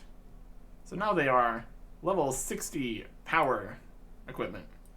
So very, very good compared to most of the other armors we can get. But it's only for magic, so pros and cons. Like for magic, we would have what? The god staffs, I guess? Because the staff is still not good for some reason. But anyways, kindling and fire and into a dream. Fall flat on our face. Huh? Where am I? Ethereal man. What's going on? Don't you know you're in the land of your own dreams? But you can't know you're in a dream while dreaming. You'd wake up. Well, this is a waking sleep. That's what the potion was called. That checks out. Okay, so how do I wake up?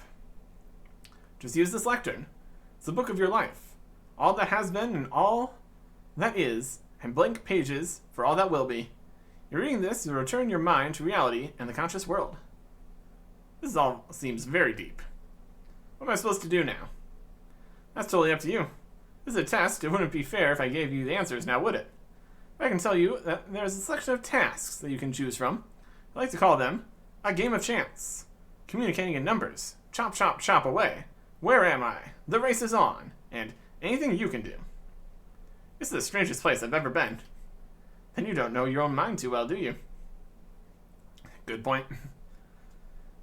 The Dreamland. Yeah. Craziness all around us.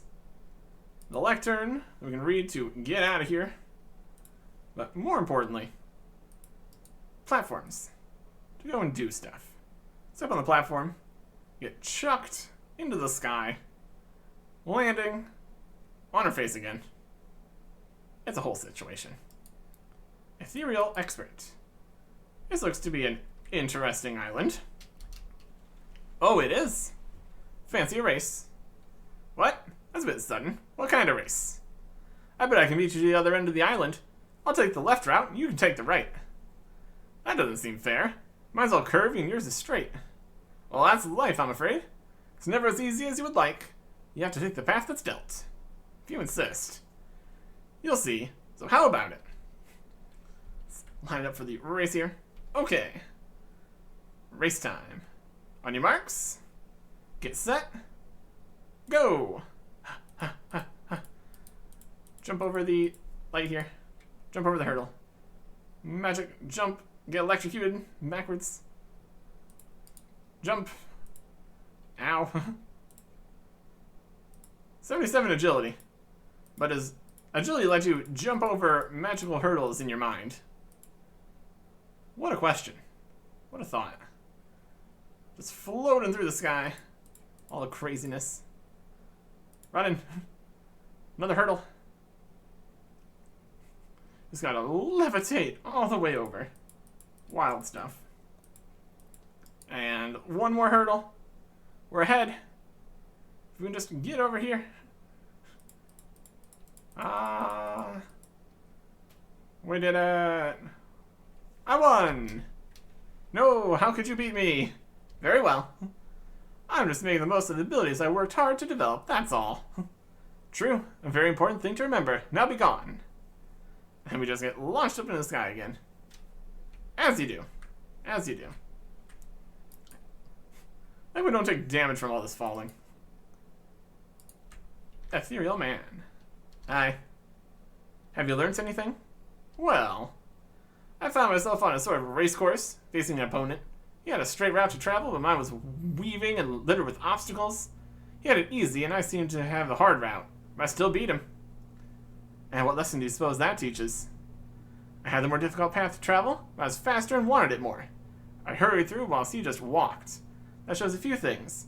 Not all paths are easy to take. If you want to succeed and are willing to put in the effort, you can come out successful. Very, very good. We're learning lessons. Woo! Lessons, and also how to fall without hurting our face, which is good. Bonk. Ethereal numerator. Hello. What's going on here? Numbers. Huh? This is too weird. I cannot understand you. Oh, sorry, I'm not used to speaking like this. It's not easy to talk without saying numbers.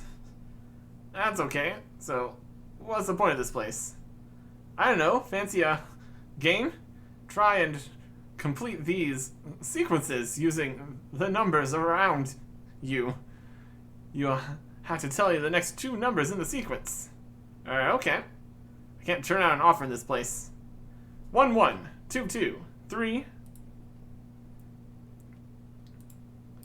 3. Correct. On the next number in the sequence.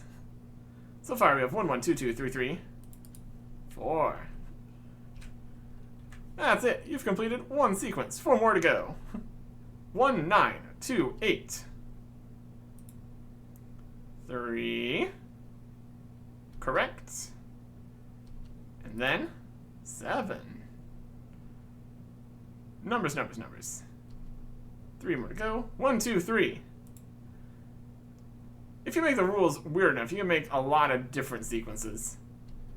Well, this is going to be 1 2 3 4 5. Very good. 2 to go. 1 9 2 8. We're repeating now. That's too easy. 3 and 7. Complete 4 sequences. 1 more to go. 1 2 3 4 5. What have we learned here? Simple sequences. That's it. I think you've got the hang of this now. Phew. Please remember this. You must be able to communicate and understand others. They have wisdom and experiences to share. Yeah, what now? Off you go. Communication can be a challenge sometimes. Talk to the man again. What you learned? Well, I went to this area where I had to play this strange game involving numbers. I didn't understand what this guy was saying. He was mainly talking to numbers. It was most weird.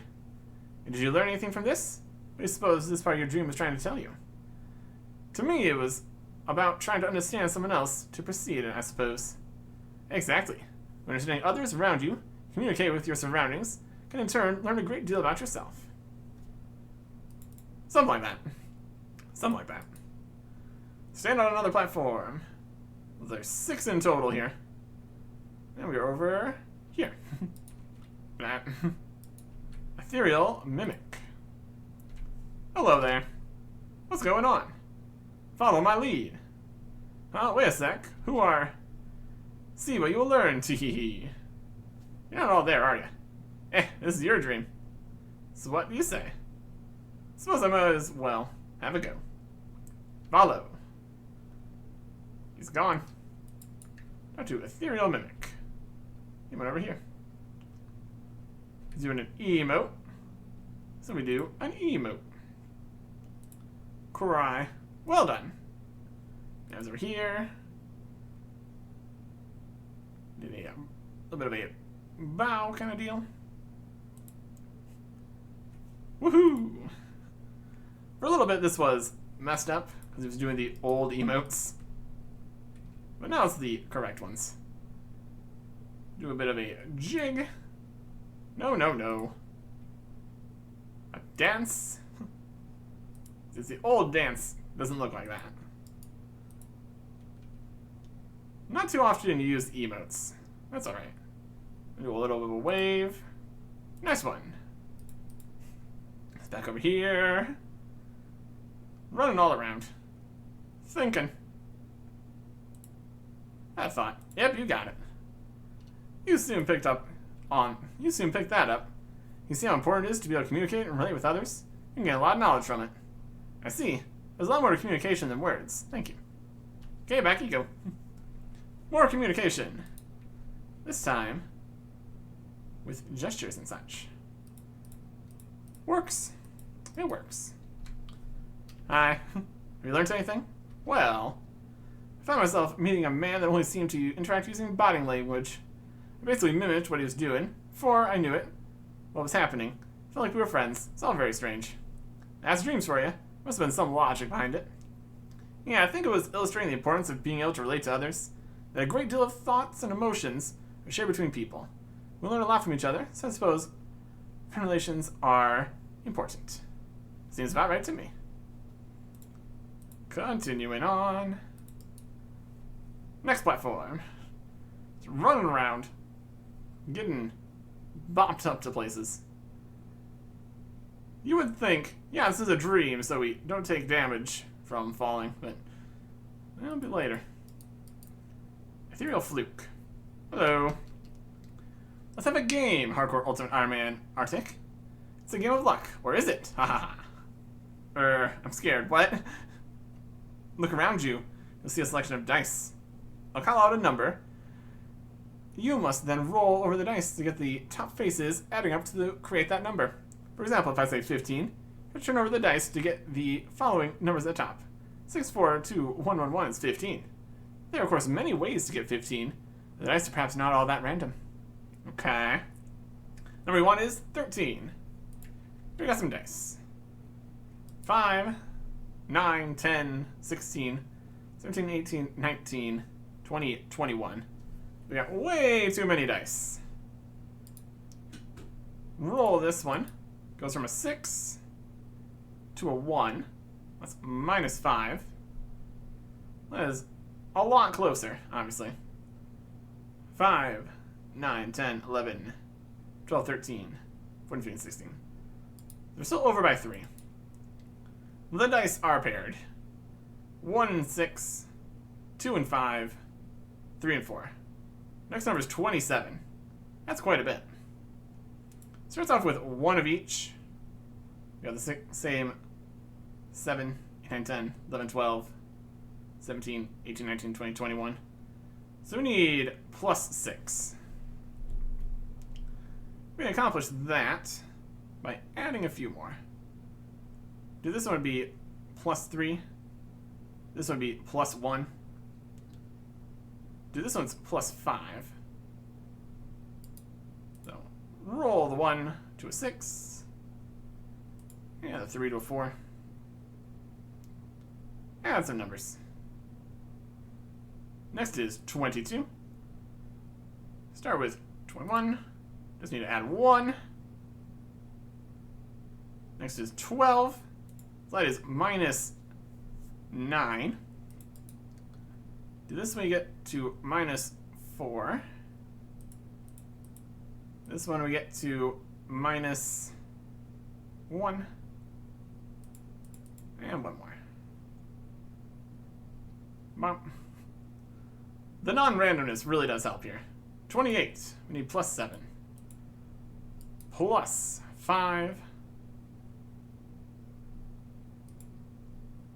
Makes them an 8. 6. Up and down. And one here. Numbers. Dice. That's an entire thing out here. You've done it. Good work. Remember, it's important to respect that luck plays a part in things. That doesn't mean there is not reason and logic behind your surroundings. Look hard enough, you can see the reason. Okay, thanks. Back you go. Here we go again. Wow. Unceremonious in this ceremony here. It's a whole thing. It is a whole thing. Is there anything new? Yep. This is a strange platform covered in dice. It's then challenged to turn over selected dice on what seemed like a game of chance. I think there was some logic behind it all. You suppose that means? Got it. You have to appreciate that there's always a certain level of unknown in life.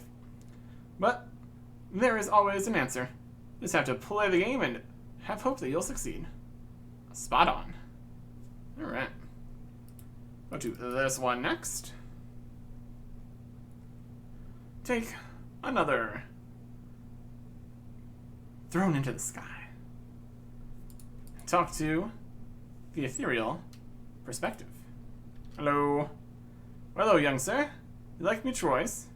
Troy's? Oh, trees. Yeah, Troy's. They're very nice. We seem to have been chopping some down. Well, yeah. Hey, but you can't chop them Troy's. I don't know. You don't know? Well, you gotta know what you can do. Oh, how you can judge what you need to practice and learn. Fine, I can chop down trees. Okay, chop logs and pile them in the center. First to 20 wins. So to chop down trees and place 20 logs in the center, first to do so wins. Ooh, yeah. Okay, let's go. Go, go, go. He's gonna chop down those trees. We'll chop down these trees. Got dream trees. Chop, chop, chop. Get some strange dream logs. Inventory space is not huge here. So we're definitely going to take multiple trips to bring back the dream logs. 2 logs from the trees. You'll see we already have 4 logs from the trees. Deposit. And now they're coming back. It's taking more trips here, which is wild, considering the amount of inventory space we're using. It all works out. It all works out. Chop, chop, chop, chop. And then more chop. Chopping for days. We got 2 more logs. We're already on like 8. Ultimately, again, pretty simple. That's okay. Chop some more. Our stack is looking great. You'll love to see it. More trees, more trees. Chop, chop, chop, chop, chop. It all works. It all works. He's got 2 more. We're getting slightly behind, twice in front of him. But we're definitely doing perfectly fine. Not gonna be a problem whatsoever here. Dream log. A log of my thoughts. Something like that. Something like that. Chop, chop, chop, chop, chop.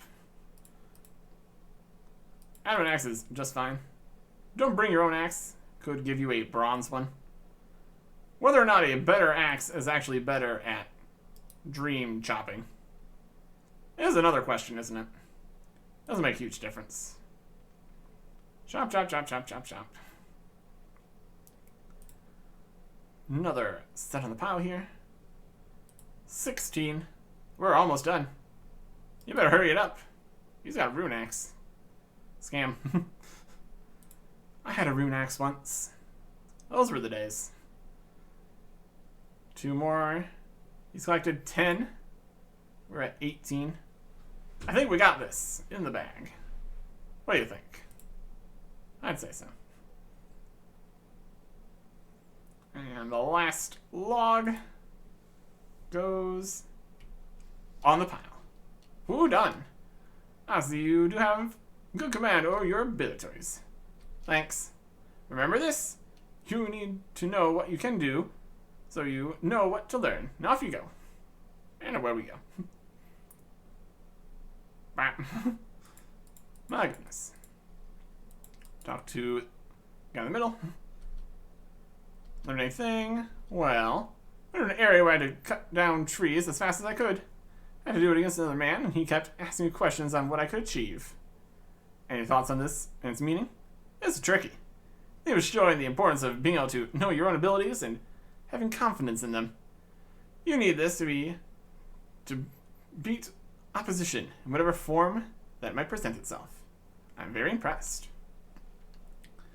And that just leaves the last spot. How exciting. This one. This is definitely one of them. Definitely one of them. Talk to Ethereal Guide. Hey there. You know, everything is a journey. A journey? Don't talk to me about journeys. So as to have any feet left with all the walking I have to do. I know. But every step, it's important that you know where you've been, where you were, and where you were headed. To be honest, I spent a lot of my time not knowing a single one of those things. Let's see how you fare in here. Try and get to the other side, and you'll see what I mean. Very well. We've got Dream Puffs. We can jump to the Dream Puffs. It's going to be a great time. Can't jump diagonally? Let's go straight then. Jump to a Dream Puff. We jump. And the Dream Puff doesn't exist. Sends us back to the start. Yay. And we try again. Dream Puff. Jump. And doesn't exist. Bit of a pattern here. The pattern is, which way do we need to go to get to the Dream Puffs that actually work? Third time? No. Keeping a map here. Help us to get across this whole mess. Run to the next Dream Puff. This one should work, because the other ones haven't. Makes sense. Since we can't jump diagonally, we need to go to the next one here. Which is also confirmed safe. And our attempts to get to the other side, we're going to try to take the shortest possible path. So far, it's going great. Next level is a no. So now we need to get all the way to there and then try more options. So, what we've found so far, first 3, right on this side. Very simple, very doable. Jump. Jump. Jump. It's not the quickest jumps either, which also slows this down quite a bit. In 1. And then we'll try this one. Good stuff. Now we'll just keep going ahead. Hope for the best. Yep. And the next one. Nope.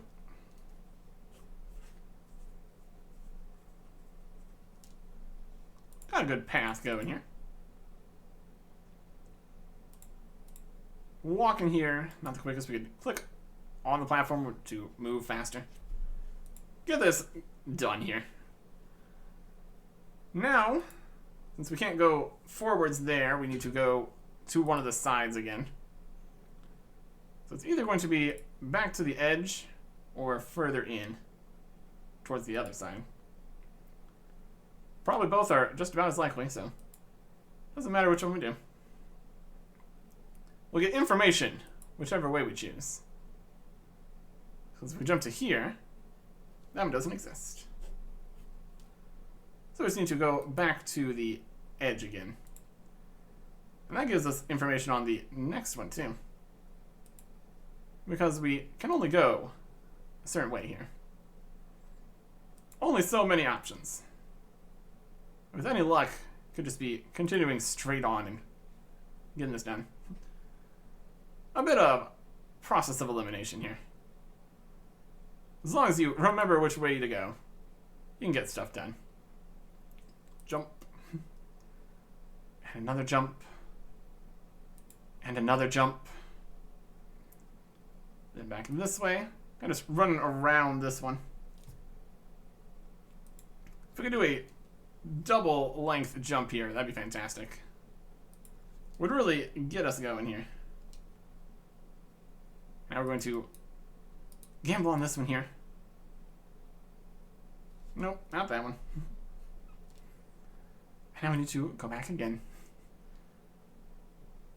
Patience. And also remembering where you've been. It's a whole thing. Jump. Worst case scenario, it's going to be on the very other side. So you have to go through this 3 more times. But as we eliminate options, we get more information. Limiting the possibilities, finding the way, making the path. Dream puffs. Dreamy. And inconsistent. You'd think we could just will ourselves to be able to walk on the puffs. Not how the dream works here. It's got this whole lessons business going on. Well, that's something. How about this one? Nope. Shame. At least we're going to be able to go to the other half of the platform here. Because previously we were only on this side. Ain't that something? Would have been fine not doing that. Save us having to jump back through here again. Well, that's okay. Jump. Jump. Also be okay if it was slightly faster jumps. Well, that's alright. Got the weightless, floaty kind of thing going on here. That's not the right one. In too much of a rush. Can't be having that. Can't be having that. Jump on the puffs. Still could be 2 more trips through here. It's a possibility.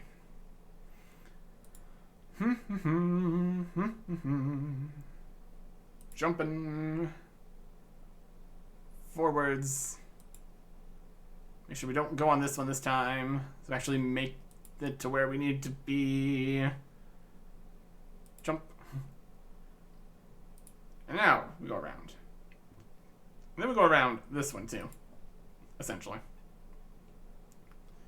Just a few obstacles in our path.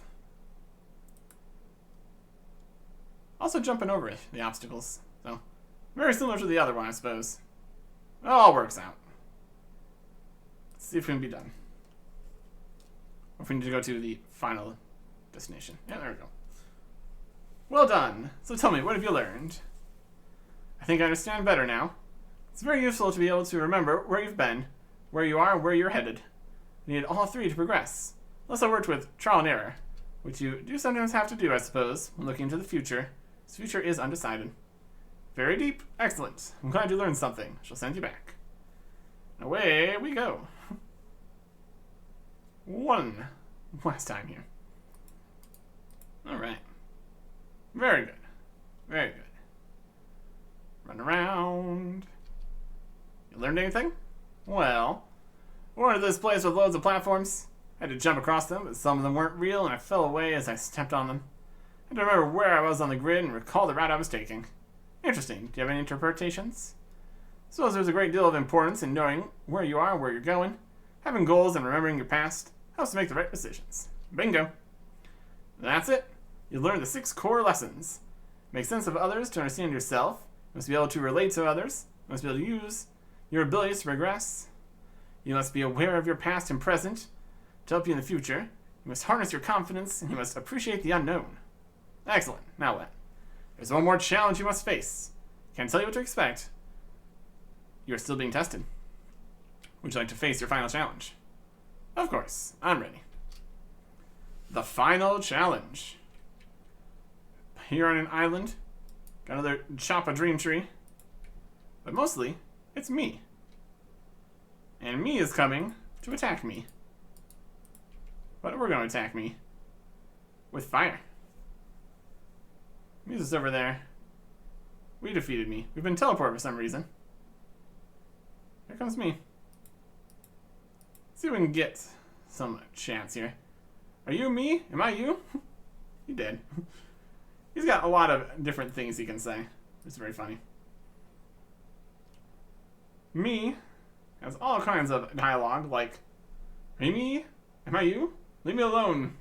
We can say, leave me alone, me. Me can say, you do know those clothes make you look fat. Like, how dare you? You know you're so ugly. Call that an attack? Try this on for size. Stop hitting yourself. Stop hitting yourself. Oh, get you. Strong words from such a weed. If I'm weed, what's that make you? Stop hitting yourself. Stop hitting yourself. Hey, that's my line. Me. It. It's a whole thing. It's a whole thing. I did it. I confronted myself. We got a whole thing going on here. Well done. I think your lesson is complete. Best you wake yourself up, go read the book on the lectern. We did it. We did the thing. Good for us. Let's see what this says. It says, seems to be my life story. It was in the age of the 5th that a child was born of simple beginnings. Though he started his life with little mind to his name, nothing but a dream of adventure, he began his career by... We wake up. Huh? Was it all a dream? Yes. That was kind of the point here. It was a dream. Alright. And now, back to the Neuromancer. Get this finished here. We've been doing a whole bunch of different stuff out here. Started trying to get to the island all the time on the boat. We got here, needed to make a whole set of stuff. Then we were sent off to the dreamland. What an adventure. Have we solved this diplomacy issue, though? The thing we ostensibly came here to do. I've done it. I understand now. You do? I'm not sure I believe you. Tell me what you've learnt. To start with, 6 very important things that I needed to know of myself. Make sense of others to understand yourself. You must be able to relate to others. You must be able to use your abilities to progress. You must be aware of your past and present to help you in the future. You must harness your confidence. You must appreciate the unknown. That's great. I wouldn't have never imagined someone from mainland could have such an open mind to learn such things. I shall spread the word among our people. After this, I can't see why we can't start to get along. Excellent. I think if you make contact with the Fremnik and tell them your willingness to communicate and share, you'll find plenty of eager ears. Well done. You must be rewarded for this great deed. You're now more than welcome to use the altar behind me to craft the astral runes that we use here on the island. These runes will allow you to use a new set of spells. Simply pray at the altar behind me to gain the knowledge. Thanks. Quest complete. 2 quest points. 5,000 magic XP. 5,000 runecrafting XP. Access to Lunar Isle and the Astral Altar. And the Lunar Spellbook. We got the Lunar Equipment. 50 free Astral Runes. The Sukan Slayer tasks. And later on, the ability to unlock the Orania Teleport spell. And the Seal of Passage gets a teleport on it too. And the Livid Farm, which does not exist yet. Continue. That is 51 rune crafting. Still our lowest skill. It's going to be that way for quite some time. No unlocks at 51, but any rune crafting speed we can get is appreciated. Let's check out the lunar spells. We've got a whole bunch of stuff. Some of which are locked. They don't exist yet. Some of them later things added to the spellbook. Lunar home teleport. That's a whole thing. There's a lot of teleports to all sorts of places. Not home teleport yet, though. Specifically, in the teleports section, you get two varieties. You get the regular teleport and group teleport. For teleporting all nearby players. You need to have accept aid on and all that, but overall, the available teleports are right here to the Moon Clan, over to Waterbirth Island, Barbarian Outpost, Khazard, Port Khazard, go to the Fishing Guild, Catherby, and then wildly more dangerous, especially when PvP existed out in the wilderness, Ice Plateau. That's very far out there. With our magic level, we can do quite a few of these spells too. That's definitely something. Over in the skilling section, we got a whole bunch of interesting stuff. Bake pies, cure plants, NPC contact, string jewelry, magic imbue, which helps for making combination runes, and fertile soil. It's basically super compost in magic form. Of course it costs runes and all that though, so it's something.